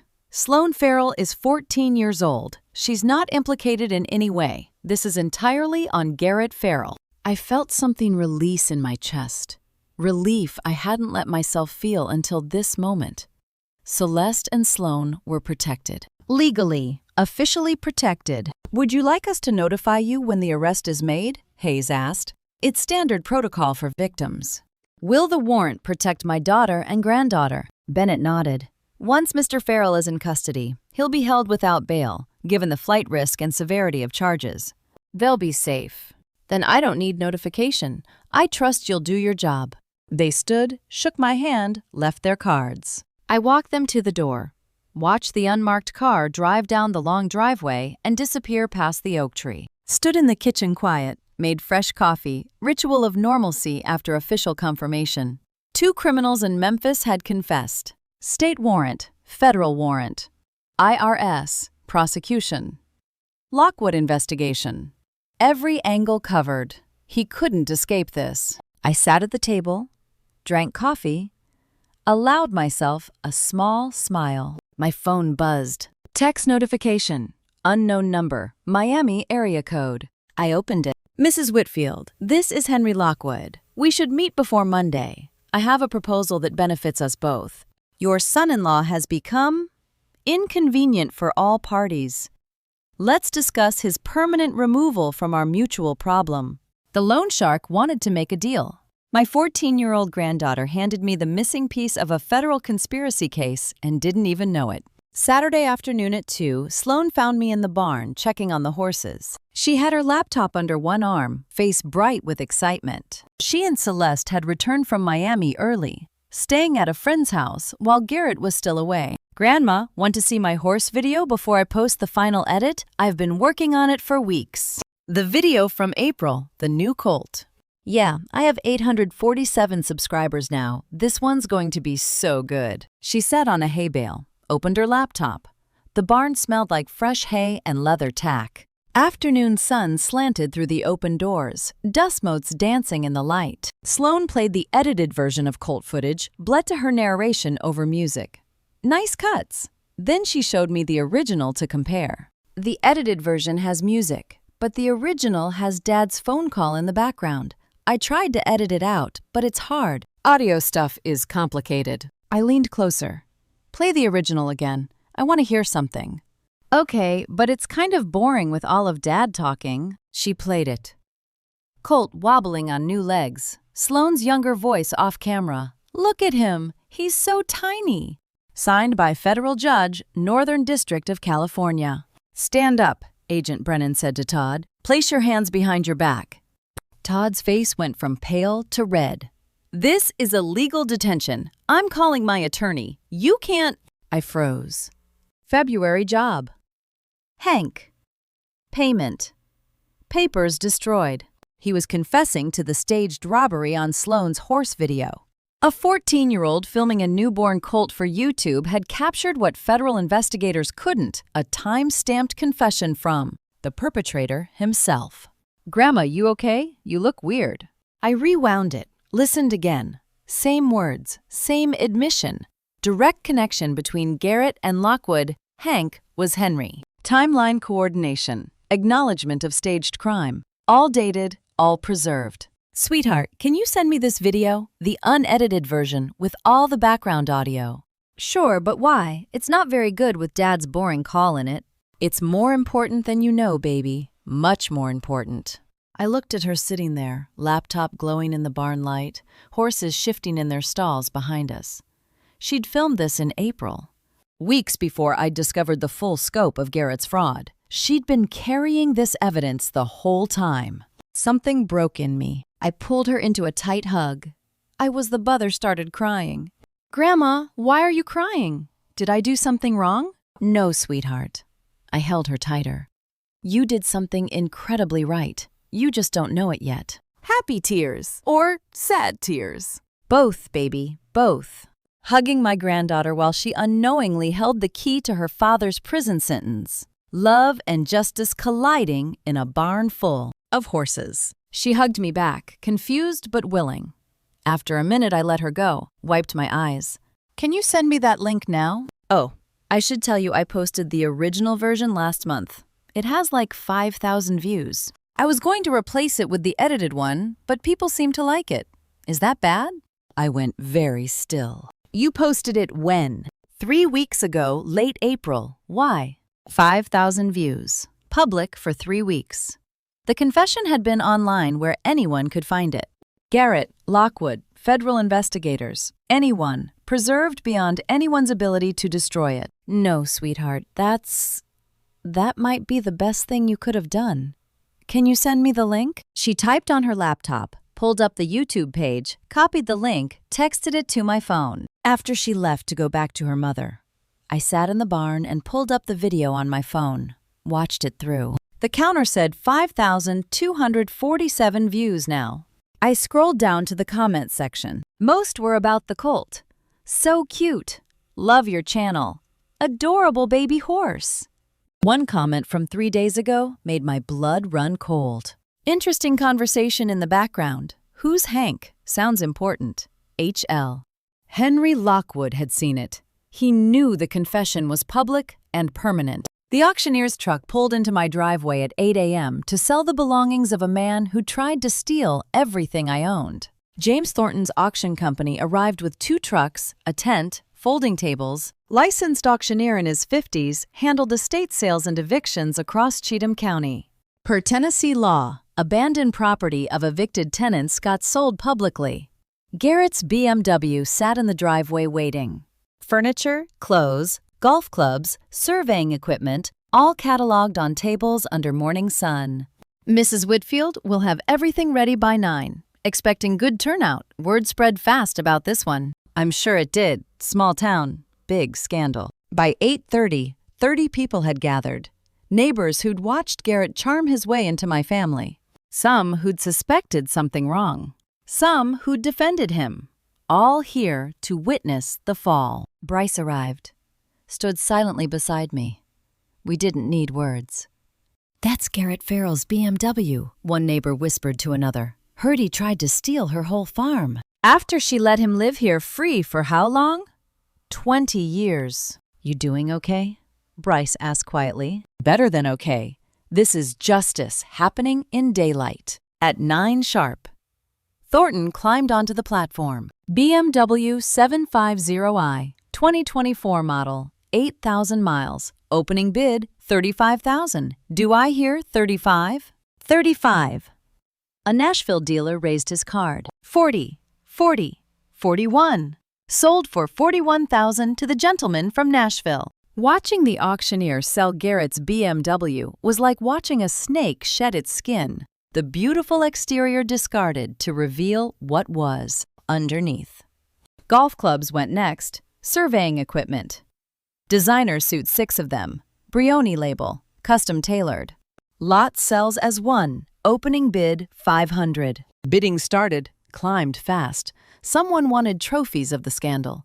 He bought those suits with farm money, I said to Bryce. Money that should have gone to you for managing this place. It's just things, Velma. Things don't matter. Monogrammed briefcase. Expensive watch collection.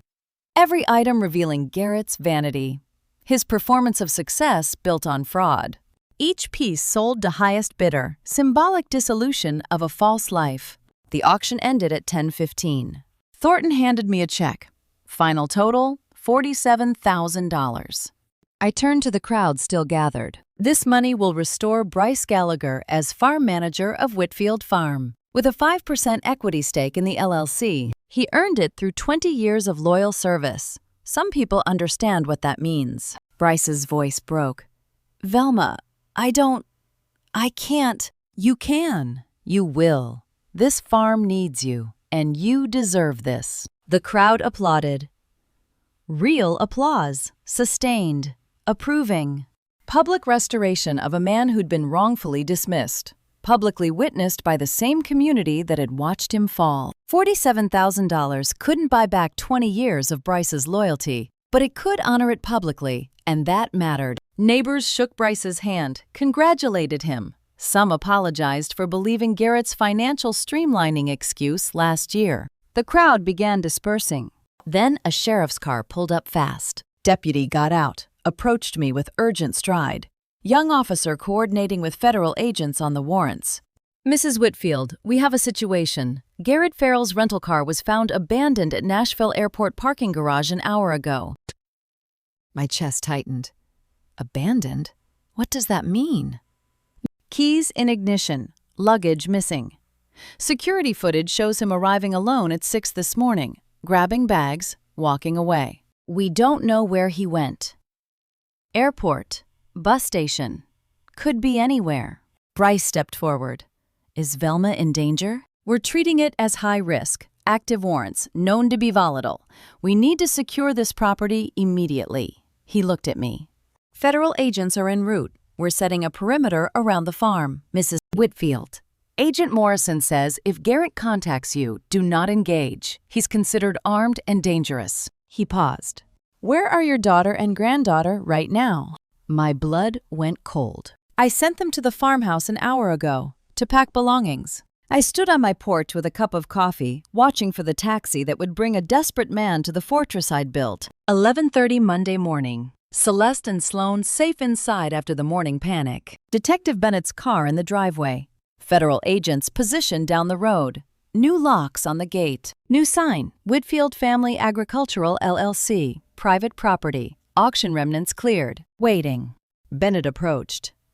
Mrs. Whitfield, we have visual on a taxi from Nashville. ETA, 12 minutes. Celeste and Sloan are inside. Safe in the back bedroom with my partner. Are you ready? I've been ready for 9 months. At 11:45, yellow taxi pulled up to the gate. Slowed. Driver confused by locked entrance. Empty driveway. Garrett leaning forward, squinting. Face visible as comprehension started. Taxi stopped. This is it, Garrett said through open window. But why is the gate locked? Where's my car? You want me to wait? The driver asked. Yeah, just a misunderstanding. Garrett got out, saw the new sign, tried the gate, locked. Looked for his BMW equipment, anything familiar. Gone. I walked from porch to gate, coffee in hand, 30 feet between us, iron bars dividing. Watching him realize the gate would never open for him again was like watching a king discover his castle had been reclaimed while he slept. Velma, what the hell is going on? Where's my car? Garrett, you're not welcome on this property anymore. This is my property. I have rights. He rattled the gate. Celeste, get out here. You have no rights here. This property belongs to Whitfield Family Agricultural LLC. You're not a member. You can't do this. My things were sold at public auction at 9 this morning. Your BMW, golf clubs, custom suits, the community watched. $47,000 raised. His face went white. You're lying. I can. I did. His voice dropped. Dangerous. You're going to regret this. When I get through that gate, I pulled my phone out, held it up, pressed play. His voice screamed through the speaker. When I get my hands on you, I'm going to make you regret you were ever born. Garrett backed away. You can't. That's out of context. Detective Bennett. She stepped from her car. Garrett Farrell, you're under arrest. Police cars pulled in behind the taxi. Bennett walked to the gate with handcuffs. Conspiracy to commit burglary, insurance fraud, forgery, elder abuse, terroristic threatening. You have the right to remain silent. Handcuffs clicked shut. 9 months of war ended in 90 seconds. Garrett screamed about lawyers. Rights. Fraud.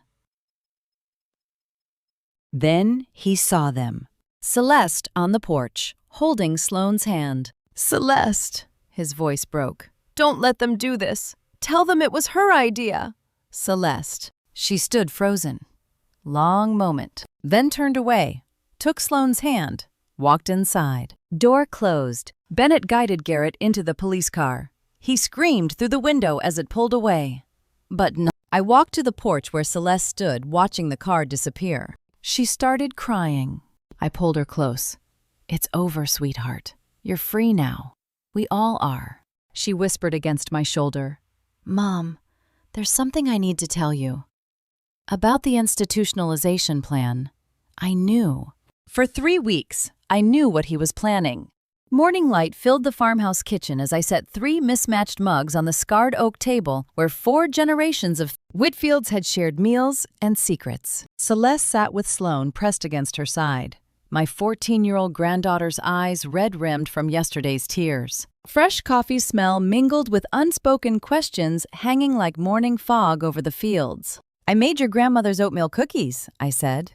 "Sloane, there's milk in the fridge." Celeste watched me pour coffee. "Mom, I need to understand everything, from the beginning. Then I'll tell you, all of it. No more secrets between us." I began with last September. Voice steady, describing the first suspicions Garrett's midnight computer sessions. The locked file cabinet in his office, how he flinched when I mentioned visiting Celeste. The camera installation, each hidden lens placement. Hours spent learning surveillance software from YouTube tutorials. "You've been watching him for 9 months alone. I couldn't risk telling you, not until I had proof you couldn't deny." Sloane looked up. "Grandma, that's when you started wearing reading glasses all the time. For the computer." I nodded. The confession accelerated discovering the offshore accounts. Watching him forge my signature on documents, finding the commitment papers with Celeste's forged signature. The plan to institutionalize me and claim incompetence while selling the farm. Celeste's hands shook. "He was going to put you in a mental facility, using my name." 30 days involuntary hold, long enough to push through the sale. And I would have believed him, God help me. I would have signed anything he put in front of me. Celeste stood abruptly, paced to the window overlooking the fields where Garrett had planned to build luxury condos, then returned to the table with visible effort to control her breathing. I continued. The legal preparation meeting with Bryce Gallagher. Filing the LLC paperwork. Orchestrating the IRS audit through anonymous tips about the offshore accounts. Manipulating Garrett's paranoia, pushing him toward the public exposure that would end him. I needed him arrested publicly, needed the whole county to see what he'd done. "That's why you didn't tell me about Miami. You knew I'd stop you." Sloane's voice. "Mom, don't cry. Grandma saved us." The kitchen clock ticked toward noon. Celeste asked the question I'd been dreading. "Why didn't you trust me? Why didn't you tell me?" My composure finally cracked. Tears streamed. "Because I needed to keep you safe. From him. From the choice. From everything." What choice? The choice between mother and husband. I couldn't bear the possibility of being chosen against. Celeste's voice broke. "I've been safe for exactly 1 week of my entire marriage." "The first week I've been safe is the week after you destroyed him." A cardinal landed on the kitchen windowsill, bright red against the glass. All 3 of us turned to watch it for a long moment before Celeste spoke again. "I'm so sorry I didn't see it. I'm so sorry you were alone." Long silence. Cattle lowing in the south pasture. Sloane's quiet breathing. Then Celeste stood, crossed the worn linoleum, pulled me into an embrace that held 43 years of complicated love, recent betrayals, and hard-won understanding. We stood locked together as afternoon light slanted through the window. Sloane, watching, with cookies forgotten on her plate. "You're safe now," I whispered. "That's all that matters. You and Sloane are safe." Sloane's small voice. "Are we staying here? At the farm?" "As long as you want," I said. My phone buzzed on the table. Agent Morrison's name on the screen. As I reached for it, Celeste placed her hand over mine. "Before you answer that," she said quietly, "there's something else. About the money Garrett took. I know where some of it is, and I know how to get it back." 3 days after truth-telling with Celeste. I sat on the farmhouse porch, watching storm clouds gather over the south pasture. phone in hand, waiting for the call that would confirm whether 9 months of surveillance, planning, and calculated deception had actually secured my daughter's future. The phone rang at 2 p.m. sharp. Otis Prescott, the Nashville attorney in his 60s who'd handled the LLC formation and coordinated my legal defense. Methodical Southern lawyer who specialized in agricultural asset protection. Mrs. Whitfield, I'm calling with the final numbers. You'll want to sit down. I'm already sitting. Just tell me he can't touch this farm. 12 to 18 years federal time. No parole. Garrett signed the plea this morning. I closed my eyes. 12 to 18 years. The prosecutor wanted to add attempted kidnapping charges for the Baker Act scheme. Otis continued. That would have been another decade. His plea deal is actually mercy he doesn't deserve. And the farm. The LLC is bulletproof. Whitfield Family Agricultural LLC. Every cow, every acre, every piece of equipment is protected. All the asset transfers documented, every filing legitimate, every signature verified. And the creditors. IRS cleared you and Celeste completely. All fraud traced to Garrett's offshore accounts. The creditor bank is suing him personally for the debt, but they have no claim against the farm or LLC assets. So they're chasing him for money he doesn't have. That's his problem now, not yours. I let Otis's words wash over me like rain after drought. The farm was safe. Celeste was safe. Sloan was safe. What about Bradley Hutchins, I asked, Garrett's attorney? State Bar suspended him last week, pending ethics investigation. They take attorney-client privilege breaches seriously, especially coupled with potential conspiracy charges. Good. He chose wrong when he helped Garrett. He's cooperating fully with prosecutors now, singing like a canary, trying to stay out of prison himself. A question I'd been holding. How long for the divorce Celeste is ready to file? 6 to 8 months. Court won't make it difficult for a documented victim with a minor child. Tennessee law is clear when fraud and abuse are proven. She can file immediately, use the criminal conviction as grounds. The number 6 to 8 months hung in the air like a promise, a countdown to complete freedom. So by next spring, she's completely free. Free and clear. The court will expedite given the circumstances.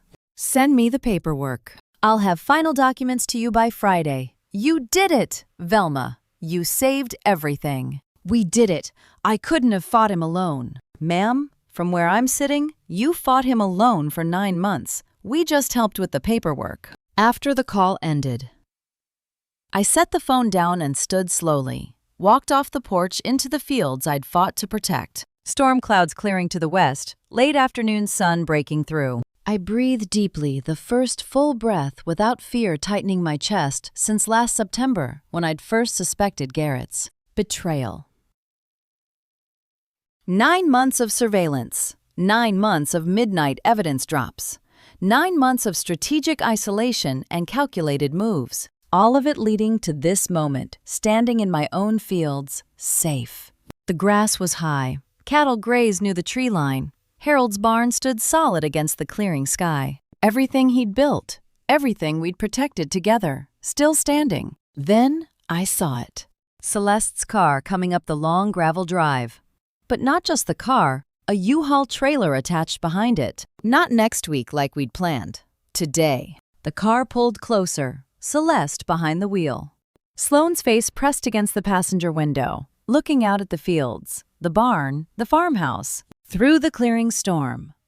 I watched them navigate the drive, coming home, not for a visit, but to stay. The farmhouse that had stood empty of children's laughter since 1983 when Celeste left for college was about to hold 3 generations. Again. Bryce Gallagher's truck appeared at dawn, kicking up gravel dust on the long drive for the first time in 11 months. Not sneaking evidence in parking lots or texting cryptic updates, but arriving openly as the man who helped save everything he'd spent 20 years building. I watched from the kitchen window, coffee in hand. First official day back as farm manager. He went straight to the horse barn. I gave him 20 minutes, then followed. Found him with Sloan, both standing at the foaling stall where the 3-day-old colt wobbled beside its mother. Bryce was showing her how to check the colt's legs for heat, reading the mare's protective body language. "You must be Sloan," he was saying. Your grandma told me you might want to learn about the horses. Is it true you worked here for 20 years before Garrett fired you? 20 years next month, and now I'm back. Sometimes things work out right. Sloane listened with intense focus as he explained feed schedules, veterinary care. Her questions surprised me with their seriousness. This wasn't casual interest. This was a 14-year-old finding her footing in new ground. I stood in the barn doorway, coffee steaming in cool morning air. Watched Bryce guide Sloane's hand along the colt's shoulder to feel muscle development. He looked up, caught my eye, nodded once, the same nod we'd exchanged 1,000 times over 2 decades of partnership. I nodded back. 20 years of trust wrongly broken, quietly restored without a single word spoken. This moment, Bryce's weathered hands gentle on the colt's legs, Sloane's eager questions. Morning light slanting through barn boards was what I'd fought 9 months to protect. Coffee's on in the house when you're ready. Appreciate it. Just showing Sloane the new colt. Grandma, did you know the mare can sense if you're nervous? Bryce says horses read people better than people do. He's right. Always has been about horses.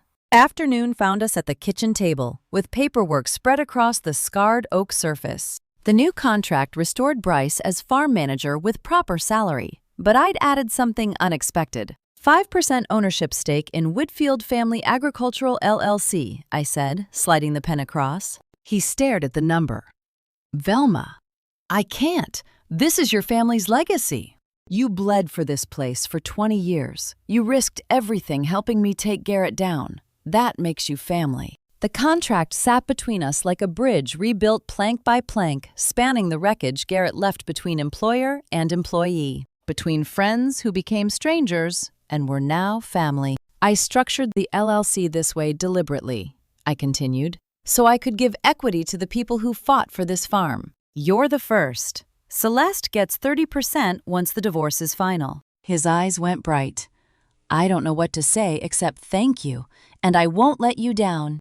You never did. Garrett forced me to let you go. That was on him, not you. Evening settled over the farm. Celeste set a 4th place at the dinner table. First time Bryce had been invited to eat in the main house since last June. Sloane chattered about the colt while passing mashed potatoes. Celeste asked Bryce about crop rotation plans. I watched the table filled with people who belonged there. The farmhouse that stood empty of laughter since 1983 now held voices again. This was what victory actually looked like. Not Garrett in handcuffs, but my family and my farm manager sharing a meal in peace. Bryce, can I help with morning feeding tomorrow? Sloane asked. I want to learn everything. If your grandma and mom say it's okay, I'd be glad to teach you. Celeste smiled. She's been asking about farming since we unpacked. I think you've got a new apprentice. As Bryce reached for his coffee, Sloane asked the question that changed everything. Did you know my Grandpa Harold grandma never talks about him? My cup froze halfway to my lips. Bryce's eyes met mine across the table. And in that long look, Celeste saw something stories about her father that she'd never heard. The morning after telling Celeste the truth about Harold, the silences I'd kept, the survival skills learned across 43 years of difficult marriage. I stood at her bedroom door and asked a question I'd never asked before. Will you walk the land with me today? We started at the eastern boundary, where the oldest white oak stood sentinel. Trunk wider than my arm span, I touched the rough bark. Your great-grandfather planted this tree in 1890. The year he bought the original 40 acres from a Confederate widow desperate to leave Tennessee. Celeste looked up at branches spreading overhead. I've driven past this tree my whole life and never knew its story. That's what I'm trying to fix. You need to know where you come from to know where you're going. The tree had survived droughts, floods, and 4 generations of Whitfield stubbornness. Now it would witness a 5th. We moved to the red barn on the northern property line, paint fading but structure still solid after 74 years. My father built this in 1952, I said. Timber from trees cleared for the south pasture. Worked through a summer heat wave because he couldn't afford help. Every beam hand cut. He died when I was 19. Never met you. Why didn't you ever tell me these stories when I was growing up? because I was too busy surviving to think about storytelling. That was my mistake. Celeste stopped walking. Overwhelmed. Every tree, every barn, every structure represented someone who fought to stay. And she was standing here because I'd fought hardest of all. I want Sloane to know all of this, she said.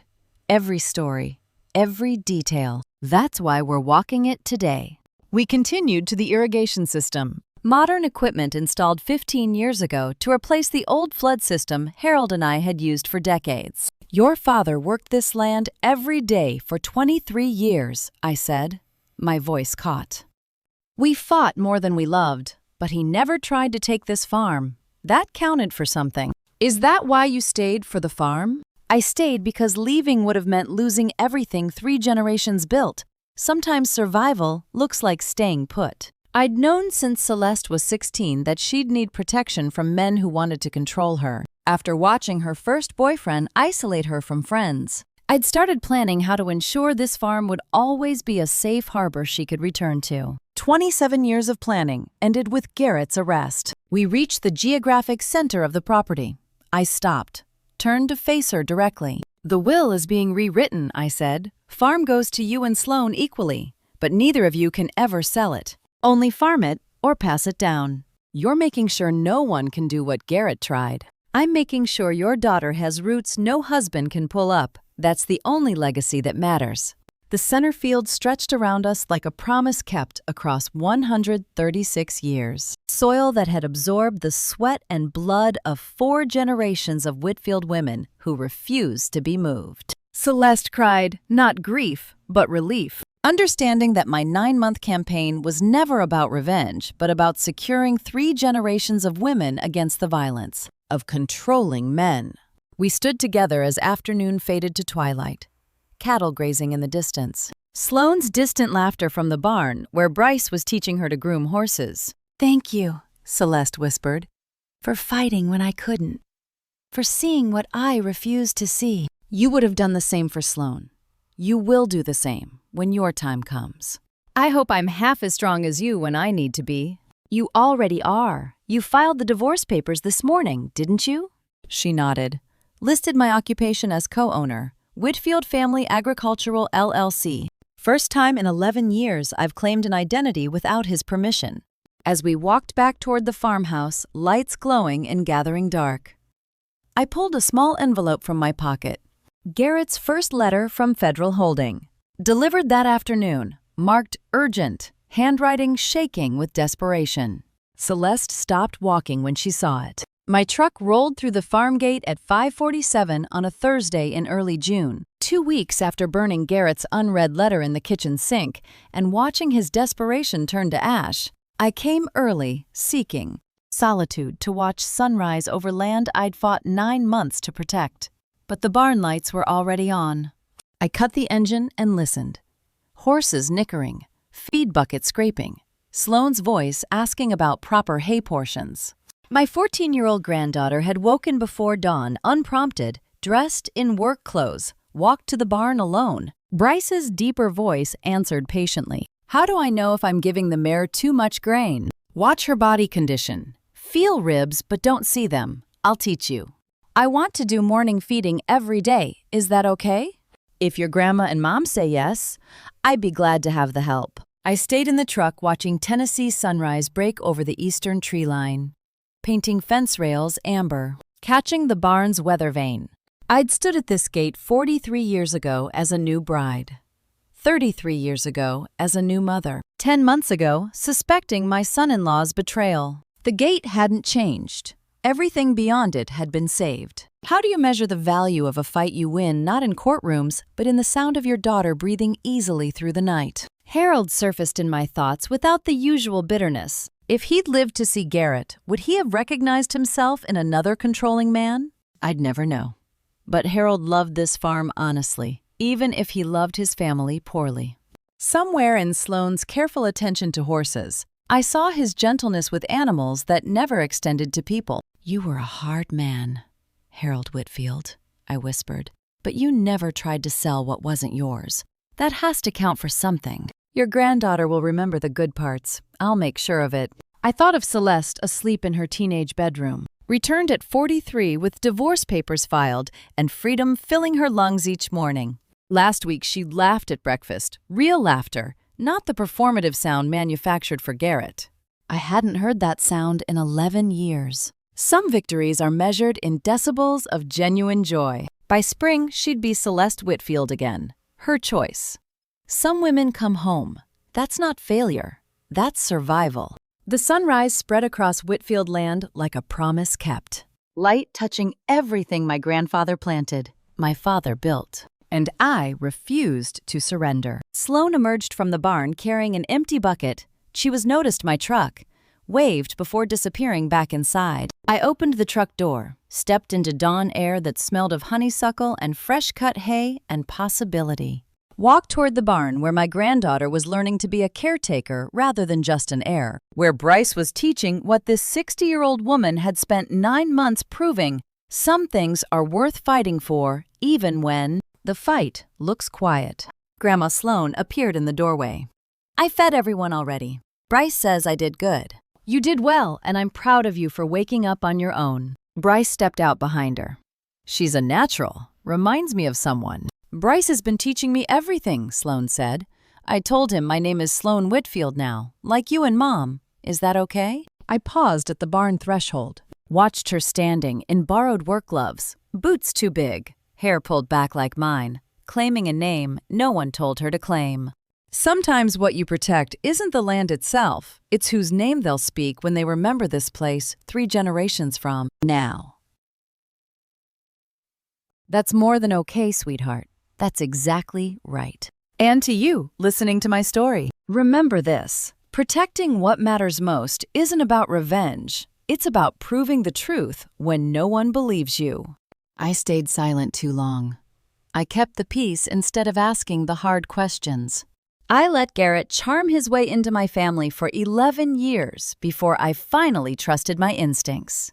Don't make my mistake when something feels wrong. Investigate. Document everything.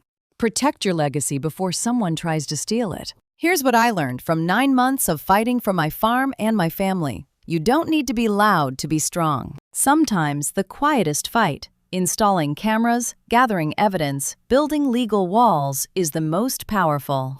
God gives us the strength to endure what we must and the wisdom to know when to act. Trust your instincts, but verify everything. Protect the people who depend on you, even when they don't know they need protecting. And never, ever let someone make you question your own sanity when you know the truth. If this story resonated with you, I'd be grateful if you'd leave a comment sharing your thoughts. Have you ever had to fight for something precious? Please share this story with someone who might need to hear it. And if you'd like more stories about resilience and justice, subscribe to this channel. Your support helps these stories reach the people who need them most. Thank you for staying until the very end. Your time means everything to me. Please remember, some details in this story have been adapted for narrative impact, but the core message about protecting your family and home remains true. May you have the strength to protect what matters most to you.